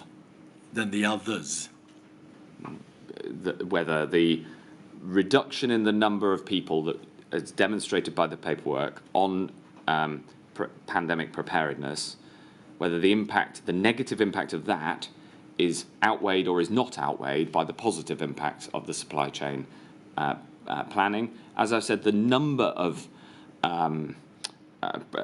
activities is not as important as their consequence. And because Operation Cygnus, which was guiding this work, itself was flawed in conception, I'm not convinced that there would have been that much help, even if all of these things were done. Of course, it would have been better if they had, but I simply have no idea how helpful they would have been. Were you told as Secretary of State that the PFRB had not met for a year, and that, as this document shows, by January of 2020, in a number of important areas, work had paused? I was aware that some work had paused. I don't recall being aware that the board hadn't met. There was another board, the Pandemic Influenza Preparedness Board, again, to which you've referred earlier. Do you recall that it was in the nature of that board's work to prepare annually a risk register setting out in the field of influenza preparedness what the greatest risks were? Do you recall that? I don't recall that, but I'm not surprised. All right. But from one year to another, I doubt it would have changed much. You know, again, the central failing of that sort of risk register was not to learn the lessons from MERS and SARS, as has been discussed, and as I've made clear in my submission, not to have the right plan to deal with a pandemic. Would you agree that in 2016, the risk register for that central DHSC-led board showed a risk that supplies of face masks, respirators and gloves could be below the optimum requirement in the event of a pandemic, and that the health and social care systems would be unable to cope with an extreme surge in demand for services in the event of a pandemic? I wasn't aware of that, no. That in 2017, the following year, countermeasures were still a risk issue. The supply of face masks, respirators and gloves could be below the optimum requirement. And an extreme surge in the NHS and social care system was still an identified risk.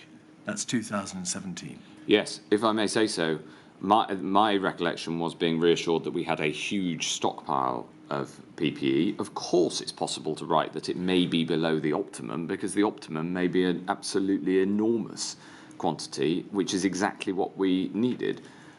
So it's can be perfectly true to say it's below the optimum and at the same time reassure that it's huge.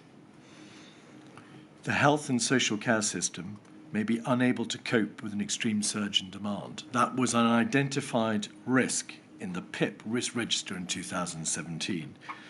And by 2018, the 24th of September, the following risks were still being identified. Issues with face masks, respirators, gloves below the optimum requirement. Plans for the surge that would be required in the health and social care systems were not fully tested. There was a risk in relation to the health and social care systems being unable to cope in the event of a pandemic remains. In the event of a pandemic, and that risk remains. So for 2.5 years, those risks, having been identified by the PIP board, were not mitigated by virtue of being addressed. They remained, did they not? They certainly did, and we had to deal with them when they materialised. Indeed. But that is a board and a programme which was led by your department. So the next question, Mr. Hancock, is how can that have been allowed to happen? With the inevitable consequence, Mr. Hancock, that you yourself, of course, had to deal with the consequences of those risks not being mitigated when you Yes. So faced the pandemic in January 2020. Absolutely. The inability to get the PPE out fast enough was a very significant problem. One recommendation I have for the future is that every health and social care setting should be required to have its own stockpile of PPE, and that should be paid for by the government. Because in the early days, getting it out fast enough, when there was a sudden increase in demand, just as explained there, that was incredibly difficult. So yes, I totally accept that. And a PIP paper, a Pandemic Influenza Preparedness Programme Board paper, dated October 19, on the eve of the pandemic. May we have 23070.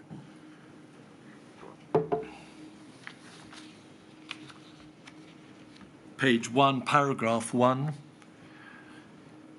The paper reminded the board of the pan-flu programme reprioritisation that took place at the end of 2018 and set out the progress made on those areas of work that continued and new priorities that arose.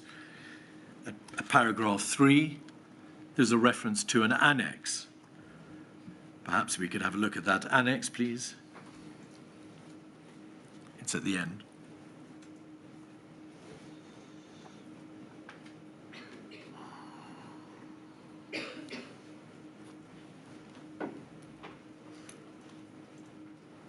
If you could go back up, please, to the start of the annex. Thank you.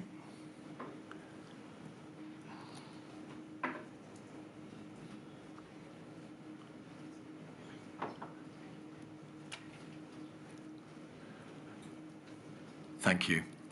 Annex A, Pan-Flu Programme Reprioritisation at the end of 2018. Work areas Pan-Flu Bill, that's a reference to the draft bill to which you referred. Permanent Secretary meetings on Pan-Flu continue. Perm Secretary written updates on Pan-Flu continue. Quarterly finance meetings continue. Moral and Ethical Advisory Group membership and recruitment, stop. UK Pandemic Influenza Strategy refresh, stop. Healthcare surge, largely complete. DA, devolved administration engagement to develop plans outstanding, stop. Adult social care, largely complete for the Pandemic Flu Readiness Board, but CMO actions outstanding, stop. PFRB paper on the updating of the NSE, stop. Comms, stop. Benchmark NHS Readiness Internationally, stop. Engagement in the Clinical Countermeasures Board, stop, and so on. Yeah. Were you told of the extent and nature of the stop categories? Well, I'm absolutely accountable for it because I'm accountable for everything that happened in the department. I would also, though, ask you to consider each of these in detail because it comes to the point we discussed earlier on significance. For instance, the Moral and Ethical Advisory Group existed. It had membership when the pandemic struck. So further membership and recruitment was not a consideration that would have made a material difference to planning for the pandemic. The influenza strategy refresh, that was a 2011 document. That would only have been significant if that refresh had completely changed the strategy that the entire Western world was following, that was regarded as by the WHO as best in class. May I pause you there? Is that the 2011 strategy, Correct. which in your witness statement you state that for the purposes of pandemic planning was woefully inadequate? Woefully inadequate. And Thank you. I don't think a refresh would have changed that, because all of the independent external advice, the World Health Organization advice, indeed the international health regulations stated that we should not have lockdowns. In fact, in a 2017 document, it said the evidence is not strong enough to warrant advocating legislative restrictions. This is where I need to add to what I've written in my written statement, because I thought at the time it was simply an oversight not to consider lockdowns. Actually, it was an explicit decision. The London Resilience Partnership published document, May 2018, and I quote, "It will not be possible to halt the spread of a new pandemic." That was the attitude, it was the doctrine, and it was wrong. So that refresh would have made very little difference. Healthcare surge was largely complete. The final action there is on involvement of the DAs. Since healthcare is devolved, that would have been not been a terribly important area. Adult social care largely complete. I'm not exactly sure what the CMO actions outstanding are. There's a question. My point is about materiality. May I just pause you there to ask you some more questions about Sure, adult social care, Yes. since you raise it? Yes. In your statement, you refer to the fact that one of the major problems with the department's supervision of the adult social care sector was the lack of policy levers, Yes. which would enable the department to ensure pandemic preparedness Absolutely. in social care. Yes. And as you said earlier, But that's not what this is referring to.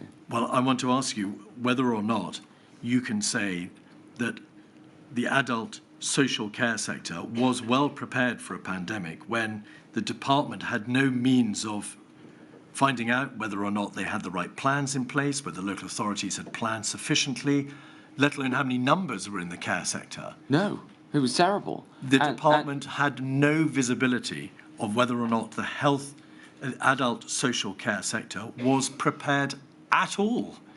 It wasn't within your ability. That's not my contention. My contention is this action here would not have solved that. The CMO could not have solved the problems in terms of oversight of the adult social care sector. Mr. It was Hancock, much bigger than that. What was the name of your department? I've already talked about this. It's the Department of Health and Social Care, and yet the legal responsibilities are with local authorities. And we had a separate programme of work underway that did not stop because of Brexit planning, that was accelerated by the new Prime Minister in summer 2019, of reform of adult social care. We had ongoing work to get better data that was continued in this process. Adult social care desperately needs reform. It needs more support, it needs more resilience, and I feel that very strongly, as does the current Chancellor of the Exchequer, who has been clear about that, not only when he was in my job, but in his current job. My point and my contention is that whatever the CMO actions outstanding were here, they would not have solved the huge challenges of adult social care in this country, which requires significant improvement and work. By January 20, did the department have in place, the Department of Social Care have in place, a single coherent plan to identify vulnerable service users across the country? That is to say, how many people are in the care sector? No. Did it have a central plan for the sharing of data between private and public care providers and emergency responders in order to be able to better prepare them all for a pandemic? Something along those lines was being developed, but it was definitely not in place. Was there a single national guidance for pandemic preparedness in the adult social care sector? The guidance for pandemic preparedness went through local authorities, and so there was not a single one, no. Did all the LRFs, the local resilience forums, have plans in place on the local authority level for dealing with the impact of a catastrophic pandemic on the elderly? No, they were required to, and as far as I'm aware, only 2 had done the work. Was the Department of Health and Social Care able to verify the extent of the pandemic preparedness planning that was being done by local authorities? No, we didn't have the policy levers to do so, despite having the name social care in the title. Did the Department of Social Care put into place a national standard by which the plans from the local authority could be gauged? Nope.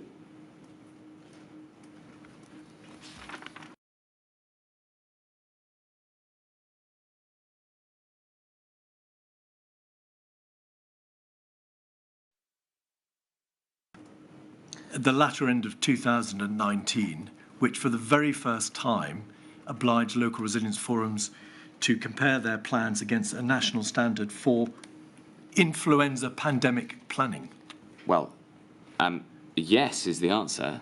It is. And I suppose what that demonstrates, because that came into place late in 2019, Yes, indeed. is my December. central contention in this area, which is that the system for how we run adult social care is flawed. There was work ongoing to try to resolve it, including work directly related to pandemic planning, but it was in nowhere near good enough shape, and it meant that as the person trying to solve this problem with a disease that self-evidently impacted on older people most, we were in an incredibly difficult position to do so when the pandemic struck.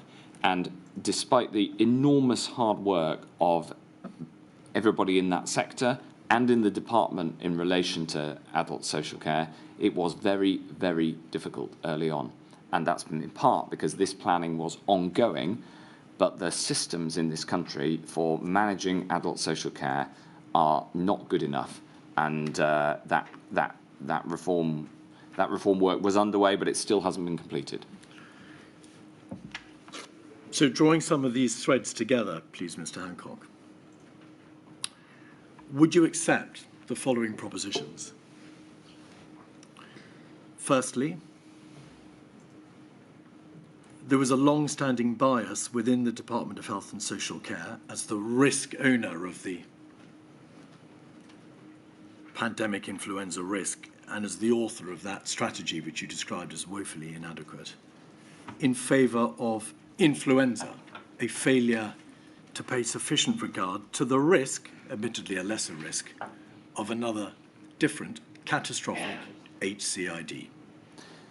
It would have been better, yes, if the plans had been for a generic respiratory disease, because what matters is the characteristic of the novel virus. Indeed.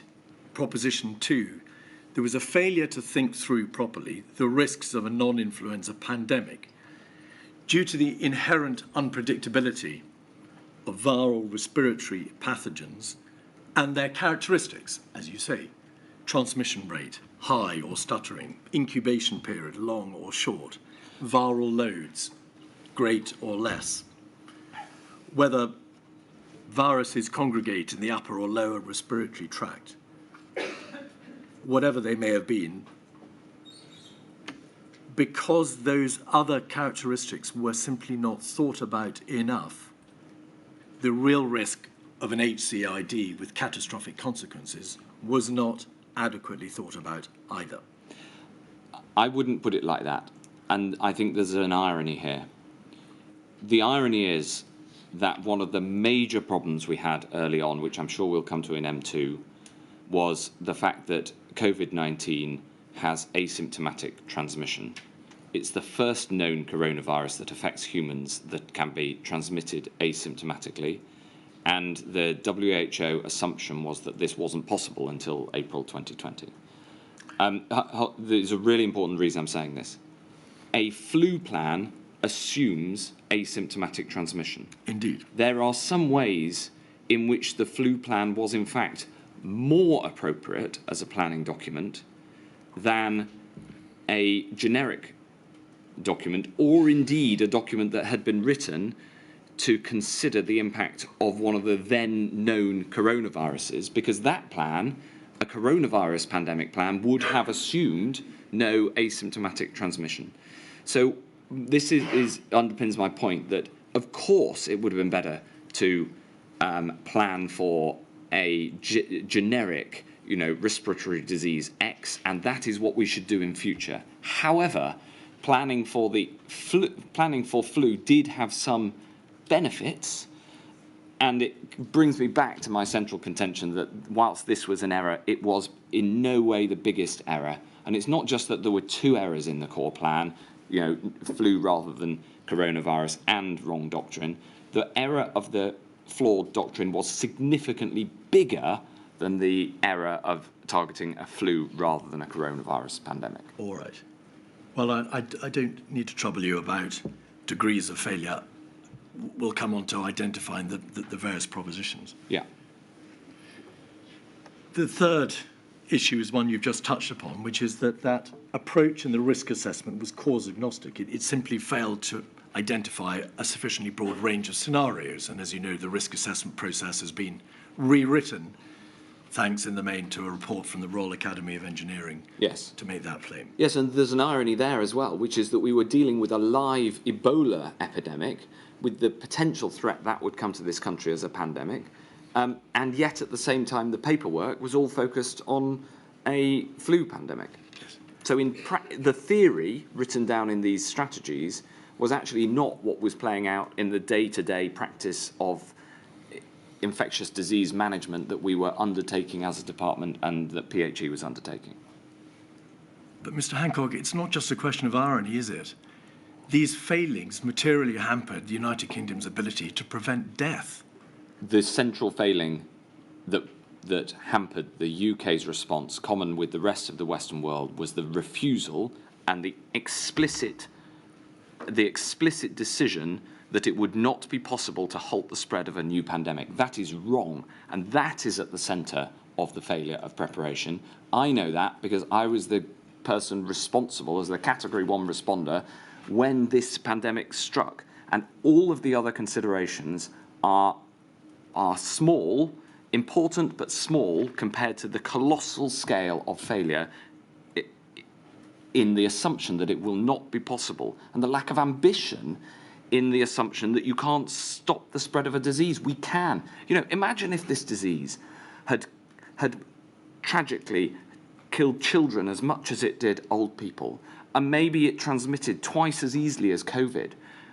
Would it then be possible to stop this halt the spread? Of course it would. We would do whatever it took, and that's where we got to. But we got there far too slowly because none of the preparation included any thinking around that. And that is my fourth proposition. It's the one that finds a place at the front of your witness statement. It is that there was a failure, a complete systemic failure, to think about how to prevent catastrophic consequences arising at all, as opposed to how to manage catastrophic consequences which were assumed to result. I couldn't agree more, and it's an absolute tragedy. Number 5, there was an associated failure to think about countermeasures, because, of course, flu has a shorter incubation period, it is symptomatic, there are antivirals, there are vaccines available. There was, therefore, a failure to think about, in the way that other countries, particularly in the Far East, had done, countermeasures such as mandatory quarantines, Yes. shielding, Yeah. social restrictions, Yes. border controls. Yes. There was, as you say, a complete lack of imagination. Yes. I had to overrule the initial advice not to quarantine people being brought back from Wuhan. I mean, it's madness. And it was written into the international health regulations that you shouldn't close borders. This was not a UK problem, it was a World Health Organization problem. And the World Health Organization, of all people, should have learned the lessons from MERS and SARS. And so we had diligent, hard-working teams working on this pandemic preparedness, but there was a absolutely central doctrinal failure in the response of the UK and almost every other Western country. And number 6, coming to the government particularly through the Cabinet Office and the DHSE, there was a failure to implement, in a general sense, the recommendations from the various earlier exercises because the majority of them were simply not implemented for good or ill by the time the pandemic struck. And actions and work streams which were identified as being necessary in the field of pandemic preparedness were not carried through to fruition. Well, while that is true, my evidence to you is on materiality of what really mattered when the pandemic struck. And as we saw when we went through that list on the screen, those work streams that were stopped, I couldn't identify any of them that would have made a material impact had another year's work been done on them. We got halfway through them, and what I put that down to is the team prioritising within the resources that were available to do the things that really mattered. And the thing that was most useful to me when the pandemic struck was making sure we had a piece of legislation ready to get onto the statute book. Now, there's a lesson there as well, which is we need a new piece of legislation, both for civil contingencies, and we need an update to the 1984 Public Health Act. And I'm very happy to give further evidence on what's needed there. But my point is that I think the team were working very hard to try to do the things that were the most material in terms of preparation. What everybody missed in the Western world was that lockdowns were going to be necessary, and that's why I'm stressing this point so much, because it is the single most important thing we can learn as a country. Mr. Hancock, you've just said I couldn't identify any of those work streams that would have made a material impact. Was not one of the work streams the need to identify data, numbers, the planning for the number of people in the adult social care sector who would be affected by a pandemic, and the planning for the required surge capacity which would be required in the event of a pandemic? Are you saying those? My recollection is that data work continued as part of the adult social care reform plans. Did that work get completed by the time of the pandemic? It didn't get completed, but the work continued. Was a fully developed plan for surge capacity in the adult social care sector put into place by the 1st of January 2020? A fully developed plan, no. Your question originally, to which I responded, was what the work being done, but it hadn't been completed, no. There's a difference between doing work and completing work. There is a difference between planning something and not even completing the plan so that the work can't be done. Was the planning complete to allow the surge capacity to be developed? I'm very happy to look further into the paperwork and write to you on that point. My point was a more strategic one about what really matters in terms of protecting lives in the future, and that's why I'm at so much pains to stress it. There were significant areas of preparation overlooked or not progressed. Would you agree? Absolutely. Were the nation's preparations for a pandemic of this nature good enough? No. Was there a serious and significant inadequacy of preparation for a pandemic health emergency? Yes. Preparing for this Tier 1 risk of a catastrophic health emergency was at the core of your own department's functions. Would you agree? Yes. And therefore, as Secretary of State, you bore and you bear ministerial responsibility for that calamitous state of affairs, do you not? I bear responsibility for all the things that happened, not only in my department, but also the agencies that reported to me as Secretary of State. You will no doubt have given a great deal of thought, and it's evident from your evidence today, Mr. Hancock, as to how to make things better. Yes. And you've mentioned many of them today in the course of evidence. Are you aware of some of the matters that Sir Oliver Letwin spoke about when he gave evidence? Do you agree that there is now a need for a formal system of training for ministers and senior civil servants in civil contingencies? Yes, there's an irony here, another one, which is that I was in the process of putting one in place with the Blavatnik School of Government when the pandemic struck, and we stopped that work because the pandemic became overwhelming. Is there a case for a cabinet minister to be appointed to be in sole charge of EPRR? Yes, across government, and then the responsibilities of lead government departments would need to report into that minister, who would then act on behalf of the Prime Minister. That's effectively the job that Oliver Letwin did when he was in office. And therefore there needs to be a head of resilience at the apex of an official structure, a civil servant, who will then report to that cabinet minister. Yes, there's one subtlety that's incredibly important here, which is that it would be a mistake if such a structure took away the sense and the feeling of accountability for an individual department. What you wouldn't want is the department thinking, oh, well, the Cabinet Office has got that covered. You need the department to still feel that it is accountable and held to account by the Cabinet Office rather than replaced by the Cabinet Office, which would be suboptimal. So I'm not following. What are you suggesting would be different from the present system, Mr. Hancock? That you would have, as we had when Oliver Letwin was in post, a minister responsible for resilience across the board and for challenging the different resilience plans that came up. And obviously that will require an official structure underneath her or him. And but the key point is that needs to be like a red team effort, as has been discussed, rather than letting the departments off the hook for the areas which they're responsible. And would you have that minister solely responsible for resilience? I've heard that Cabinet Office ministers get quite a large portfolio on occasions. Yes, I think whether or not they attended Cabinet, what mattered actually is in practice whether they had the ear of the Prime Minister. You could easily make it the person who was in my old Cabinet Office job as number 2, so long as they had a direct line to the Prime Minister when it mattered.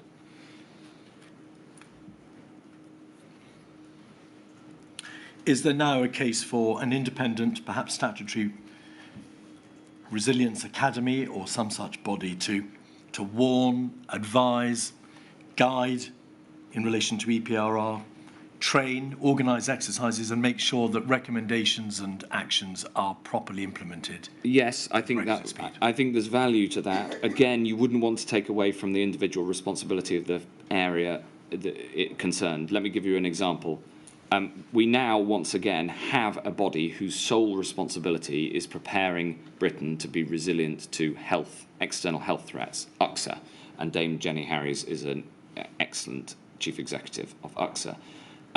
You wouldn't want such a body to replace UXA or make UXA feel less accountable. I want Jenny Harries and whoever's in her job to wake up every morning worrying about the next pandemic and what needs to be put in place. You can, of course, supplement that with better resilience training at the centre as well, but you mustn't take away from the real burning accountability of the person in that job. And also, one of the recommendations was that these people would make recommendations in terms of allocation of budget, because there's obviously been a discussion of the impact of budgets in the last couple of weeks. It isn't just about the total quantum of budget, it's about how it's spent. In this country, this year, we spent £53 billion on physical military defence. UXA's core budget is £450 million, that's less than 1%, and yet over 220,000 people have died of COVID so far.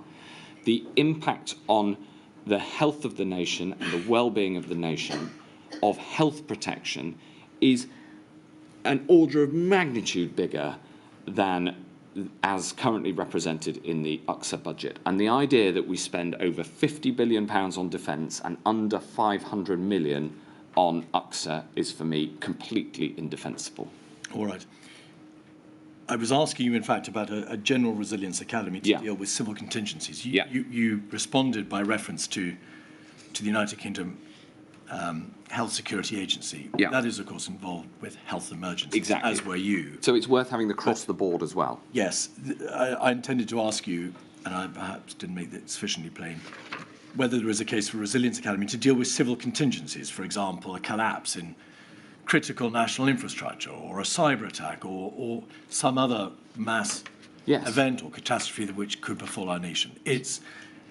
now beyond time, is it not? It is beyond time. The reason I got into budgets is that it's only a central body that can also make recommendations in terms of allocation between different departments. As a departmental head, you can't do that. Yes. Is there therefore also a case for a fundamental rethink on this whole CCA 2004 structure and the lead government department model? I don't want to intrude into Module 2 issues. Sure. But obviously, when dealing with a national crisis, Yes. it's beyond the ability of a single department to be able to cope, because, of course, all national crises, by definition, will have an impact, a range of impacts across government. Yes. I think that you need... I actually support the lead government department structure because you need somebody who feels accountable for looking out for that threat all of the time. But you then need a system in the centre that is stronger at holding that accountability, holding feet to the fire, but the coordination element of it, when you get to a massive crisis, goes up to the chain to the Prime Minister anyway, and so that is a role of the Civil Contingencies Secretariat, which, when you have a huge crisis like COVID, then was replaced with a COVID-specific central secretariat. But some of these issues, Mr. Hancock, didn't go to you, even though you were the Secretary of State in your own lead government department. Yes, but imagine... So with respect, is there not now a need for a much stronger coordinating body, not perhaps just part of the Cabinet Office, but a stronger body which can ensure that in the run-up to a crisis, in terms of the preparation, the preparedness, the planning, things that need to be elevated to the highest levels are? Yes. The way that I put it is that the goal of it should be to hold the lead department's feet to the fire. For instance, if you had one of these bodies in the centre, if they tried to do the job of the Health Secretary as the Category 1 responder, then who guards the guardian? Far better would be that they are in a position to haul in the Health Secretary and say, are you doing that enough? Because I wasn't called to the National Security Council, for instance, in order to answer those questions in my 18 months as Health Secretary before the pandemic struck. Finally, I want to ask you some questions, please, about some other aspects of the system which you found to be deficient when you were faced with a terrible crisis in January of 2020. Yeah. You've touched on many of them already, but I just want to summarise the position in order to be able to focus minds for when we get to the next module and thereafter. Yes. The areas that require particular and detailed consideration. Yeah. There was obviously this issue, therefore, of there being a stockpile of PPE, but as it happened, given the sheer number of casualties and those who were sick and ill, and of course those who died, the stockpile was depleted, sorry. Yes. And it was necessary for the government to try to secure further supplies through just-in-case contracts and deal with the mayhem of the international markets. Yes. Is there therefore an issue which requires further consideration in relation to how we make sure that next time such stocks as there are, such stockpiles as there are for the particular pandemic which may eventuate, are sufficient, or at least that there is an ability to improve the numbers, to increase the numbers, yes, in a way that doesn't leave the Secretary of State as you were having to make up the deficit? So we started buying PPE in January 2020, long before it was certain this would become a global pandemic. But the problems with the stockpile were very significant, and I'm sure that we'll come to this in future modules. What is vital for preparation is that there are stockpiles that are accessible, pickable in the technical language, that can be distributed quickly and can be distributed to all health and social care settings. And as I say, I think there should be a legal requirement on health and social care settings to hold a significant amount of PPE to be able to get through the early weeks of a future pandemic, because the sheer logistical complexity of setting up these supply chains in short order is exceptionally difficult, as we learn. All right. I don't want to ask you to address the solutions, or in fact to identify the specific problems that arose, only to acknowledge that there were very real difficulties in these areas. The availability of mass diagnostic testing, yes, we've already referred to. Terrible. The availability of mass contact tracing systems. Yes, there was no such thing. Obviously, there are the NHS-related issues concerning resilience, bed capacity, workforce planning, all of which are issues which you've referred to. Yes, there's a bigger thing there as well within the NHS, which is that, whilst the discussion on how much resources the NHS should get is a highly political one, and we've seen it play out over the last couple of weeks in this inquiry, there is actually a really big question that the nation needs to ask itself, which is that you wouldn't ever send the whole of your army out into battle at once. You have spare capacity in case there's a crisis. You have what they call redundancy in the military sense. Yet every single day we send our whole army of the NHS out into the field, and there is no redundancy. We run the NHS incredibly tight. It's an incredibly efficient organisation in the grand scheme of things. Despite obvious areas that can be improved, it is overall run very tight, and that means that there simply isn't the resilience when a crisis comes. But that would require a materially huge increase in the already very, very large NHS budget. But other countries choose to spend a higher proportion of GDP on healthcare and have that redundancy. And it means that they are better able to respond. But it also comes back to doctrine, because no health system of any size would be able to respond unless you suppress a virus when it's as bad as COVID-19. But as Milady has already observed in another context, there are choices that will have to be made, and there is therefore an issue about resilience and about bed capacity and surge capacity and so on. Absolutely. For the future. Absolutely. All right. And then in your statement, you address issues such as the changes over time in the public health structures. Yes. There is an issue about the necessary degree of coordination across the United Kingdom, given the fact that health security is a devolved issue. Yes. But at the same time, of course, viruses honour no boundaries. And then finally, you say that... Well, they honour geographic boundaries. They honour no administrative boundaries. Right. The fact that we are an island is an advantage that we should use much more aggressively in future in preventing a pandemic coming here. And you refer finally to the need to examine more closely the degree of required international coordination. Yes. I don't want you to develop that point. There remains the final issue, which I think I'd be grateful for your views on, which is the degree to which you materially assisted in the development of what turned out to be life-saving vaccine production. Yes.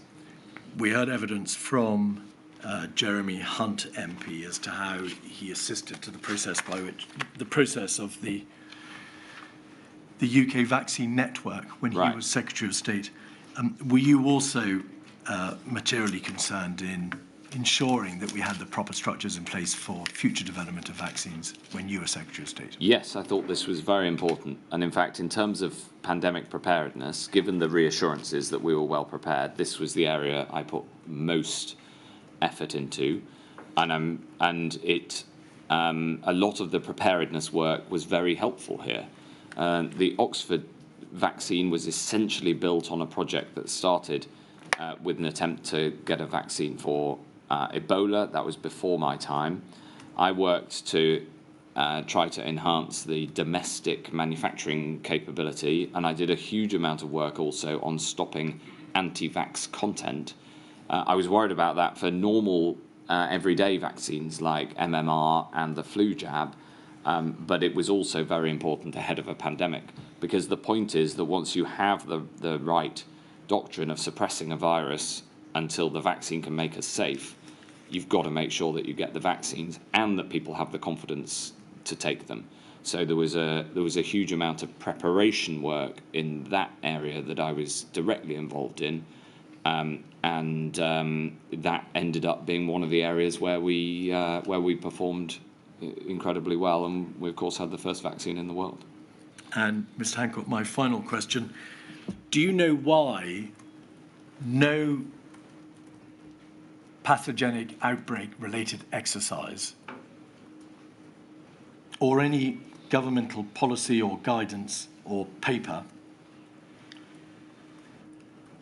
paid any regard to the impact or consequences of a pandemic on the vulnerable, on members of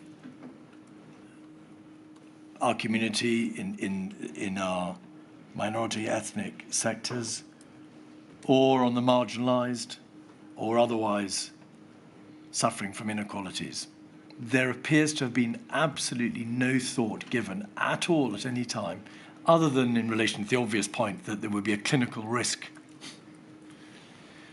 to what the likely impact would be of a pandemic sectorally.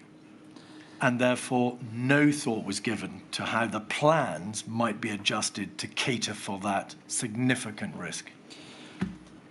It saddens me enormously that the central work that the CMO was planning to do when I appointed him in October 2019 was to focus on the reduction of the completely unacceptable health inequalities that exist in this country. The life expectancy of a man born in Blackpool is 15 years less than a man born in Buckinghamshire.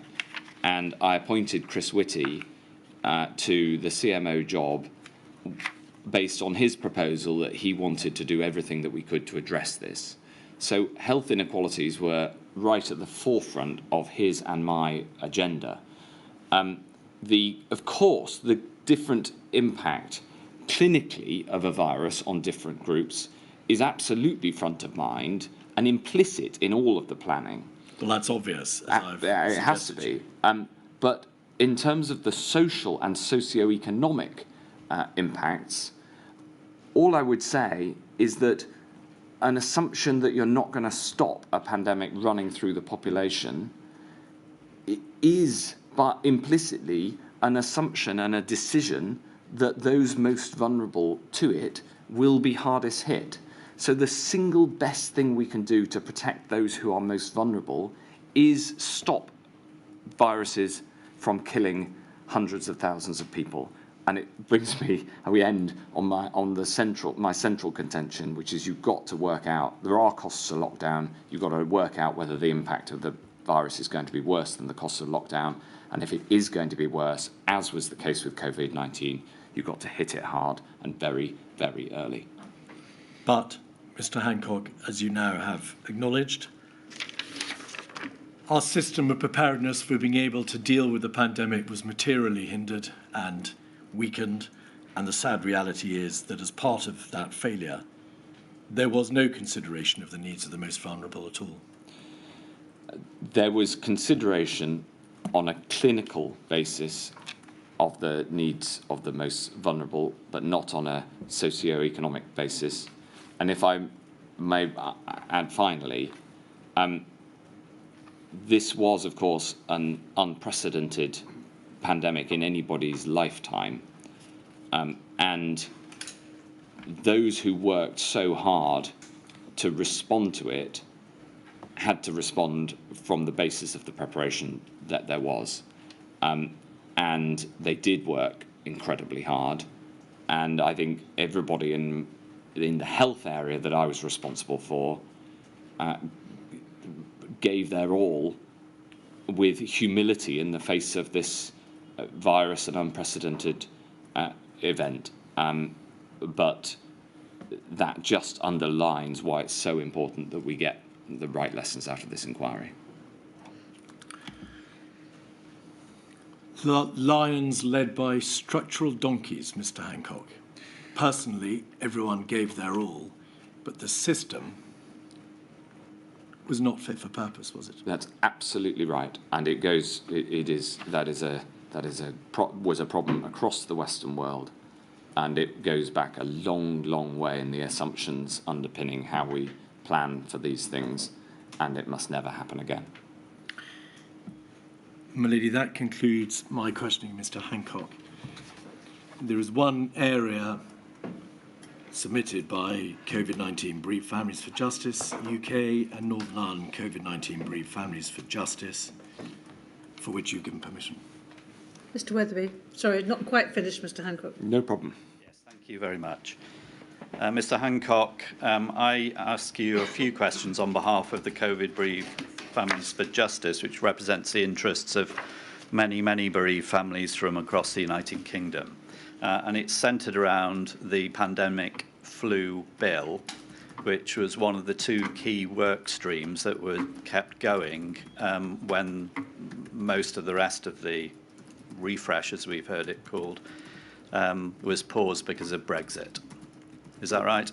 So that gives the importance with which you looked at the pandemic flu bill. And the yes, and I would say it was one of the most important things to come out of Operation Cygnus. Okay. I want to just explore the background of that and what was in it very, very briefly indeed. Yes. But you have already indicated to Mr. Keith that the 2011 doctrine strategy was woefully inadequate. Yes. And you put that in your statement. Yes. And I just want to just read that one paragraph from your statement to flesh that out. Yes. Clearly, this is your words, clearly the approach in the 2011 strategy was woefully inadequate. I have no idea why the 2011 strategy did not consider the approach taken by countries affected by SARS and learn the lessons for the UK. I also do not know why the WHO considered the UK one of the best prepared countries in the world, when our strategic approach did not consider it possible to take social distancing measures necessary to stop the spread of a killer disease. Yes. Yes. And so you're emphasising the lack of learning and the emphasis around social distancing measures. Yes. And that would, of course, include lockdowns. Absolutely. Yeah, okay. And you've also elsewhere, paragraph 29, referred to the WHO as an authoritative source. Yes. So you're giving respect to the view of the WHO, yes? Well, it is the UN agency in this area. It Indeed. needs radical reform, but nevertheless, it is what we'll it is. leave that one for a different day, but right. You were regarding that as an authoritative source. In 2018, at precisely the time that this work on the pandemic flu bill was being completed or being looked at, considered, the WHO, as part of its global influenza programme, published an update to a document which had been around since 2005, entitled A Checklist for Pandemic Influenza Risk and Impact Management. Right. I just want to take you to one passage of that. Okay. And it's 187748, please. And page 1. Have you got it in front of you there? I've got the title screen, but not the paragraph. No. Just want to orientate us all. This is the WHO document, 2018. I'm going to take you to page 11 in a minute. In the interests of time, I'm just going to flag up one other reference, which is at page 6, where this document refers to the importance of prevention and mitigation and not simply response and recovery. Right. So by 2018, the WHO are putting out guidance which underlines the necessity of prevention and mitigation and not just response and recovery, which I think is one of your points, isn't it? As one of the problems with the UK's doctrine. Well, I haven't seen this document. It depends what you mean by prevention and mitigation, because the initial containment and an attempt to contain the virus was part of the UK's plans. The problem with the UK plan was that once we got to community transmission, it was wrongly assumed it wasn't possible to stop the spread. Yeah, okay. Mitigation in this context tends to mean dealing with the consequences, which is not good enough. Well, that, with respect, is response rather than mitigation. Well, I'd be very happy to read the document and consider it. Well, okay. Can I take you to page 11, please? And we will just have a quick look at this, because this is the important passage of it with respect to the pandemic flu bill. It hasn't come up in front of me. Yes, it has. So this is paragraph 2.2 within this document, and it's headed Legal and Policy Issues, which is why it's relevant to what I'm asking about with the bill. Yeah. So the rationale, the public health measures during a pandemic are designed to reduce the spread of the pandemic virus and save lives. In some circumstances, it may be necessary to overrule existing laws or individual human rights in order to implement measures that are in the best interests of community health. And then I'll skip the next sentence again in the interests of time. And the end of that paragraph. These decisions need a legal framework to ensure transparent assessment and authority for the measures being considered, as well as coherence with relevant international laws. Yes. So here's the WHO saying that you need to consider the measures, and then you need to have the legal backing in place before the problem strikes. Yes? Next part. This document splits the guidance into essential, what the WHO regards as essential, and what is desirable. Yeah. This is under essential. And then the first bullet point, review existing legislation, policies, or other government instruments relevant to pandemic influenza risk management, and etc. Yes? Yes. And that's what you're doing in around 2018 with the pandemic flu bill. Yes. And then the second bullet point. Yeah, all that. And this is the important That was point. all in the, Yeah. Assess the legal basis for all public health measures that are likely to be proposed during a pandemic response, such as isolation or quarantine of infected individuals, people suspected of being infected, or people from areas where pandemic influenza infection is established. So a legal measure in place for an emergency to restrict the ordinary rights of people who are infected or may be infected, yes? Yes. Second bullet point, travel or movement restrictions, i.e. on leaving or entering areas where pandemic influenza infection is established. So travel and movement would include lockdown. Closure of educational institutions and prohibition of mass gatherings. Yeah? Okay. So all relatively straightforward in concept. Just one point I would challenge, which is you said travel restrict or movement restrictions, that means lockdown. That's not right. No. What it doesn't have in there is a stay-at-home order, because the isolation or quarantine of infected individuals is for, as it says, infected individuals. Okay. I said would include lockdowns. In parentheses, that is on leaving or entering areas where a lockdown is where people are required by law to stay at home, which is different. I'm not going to fence with you over that one. No, but it really matters, because if the question is, given that the WHO published this in 2018, why didn't we have it in place, right? If that's the question, the pandemic flu draft bill, which became the Coronavirus Act, and the Public Health Act 1984, has the legal framework for all of this in it. However, the review compliance with obligations under IHR sentence in the top bullet point, that IHR includes the rule that you should not close your borders in a pandemic. And the fact that the second bullet point does not include a stay-at-home order precisely supports my point that there was not consideration given even at the WHO level to the requirement for lockdown. Okay, because a travel restriction is not a lockdown. Okay, I haven't got the time to go into the international health regulations with you. We can perhaps deal with that in a different way. Sure. But here you have a list of straightforward, sensible options which the WHO reference to the spread of the pandemic or stopping the spread of the pandemic. Yes. And there are options which are likely to be proposed in an emergency situation such as a pandemic. Yes? That's what it said. That wasn't the policy of the UK at the time. It wasn't the policy of the UK at the time, indeed. Because we get to the pandemic flu bill, and in light of what you've just said, I think we will need to put it up, just the contents page. And it's 23118, please.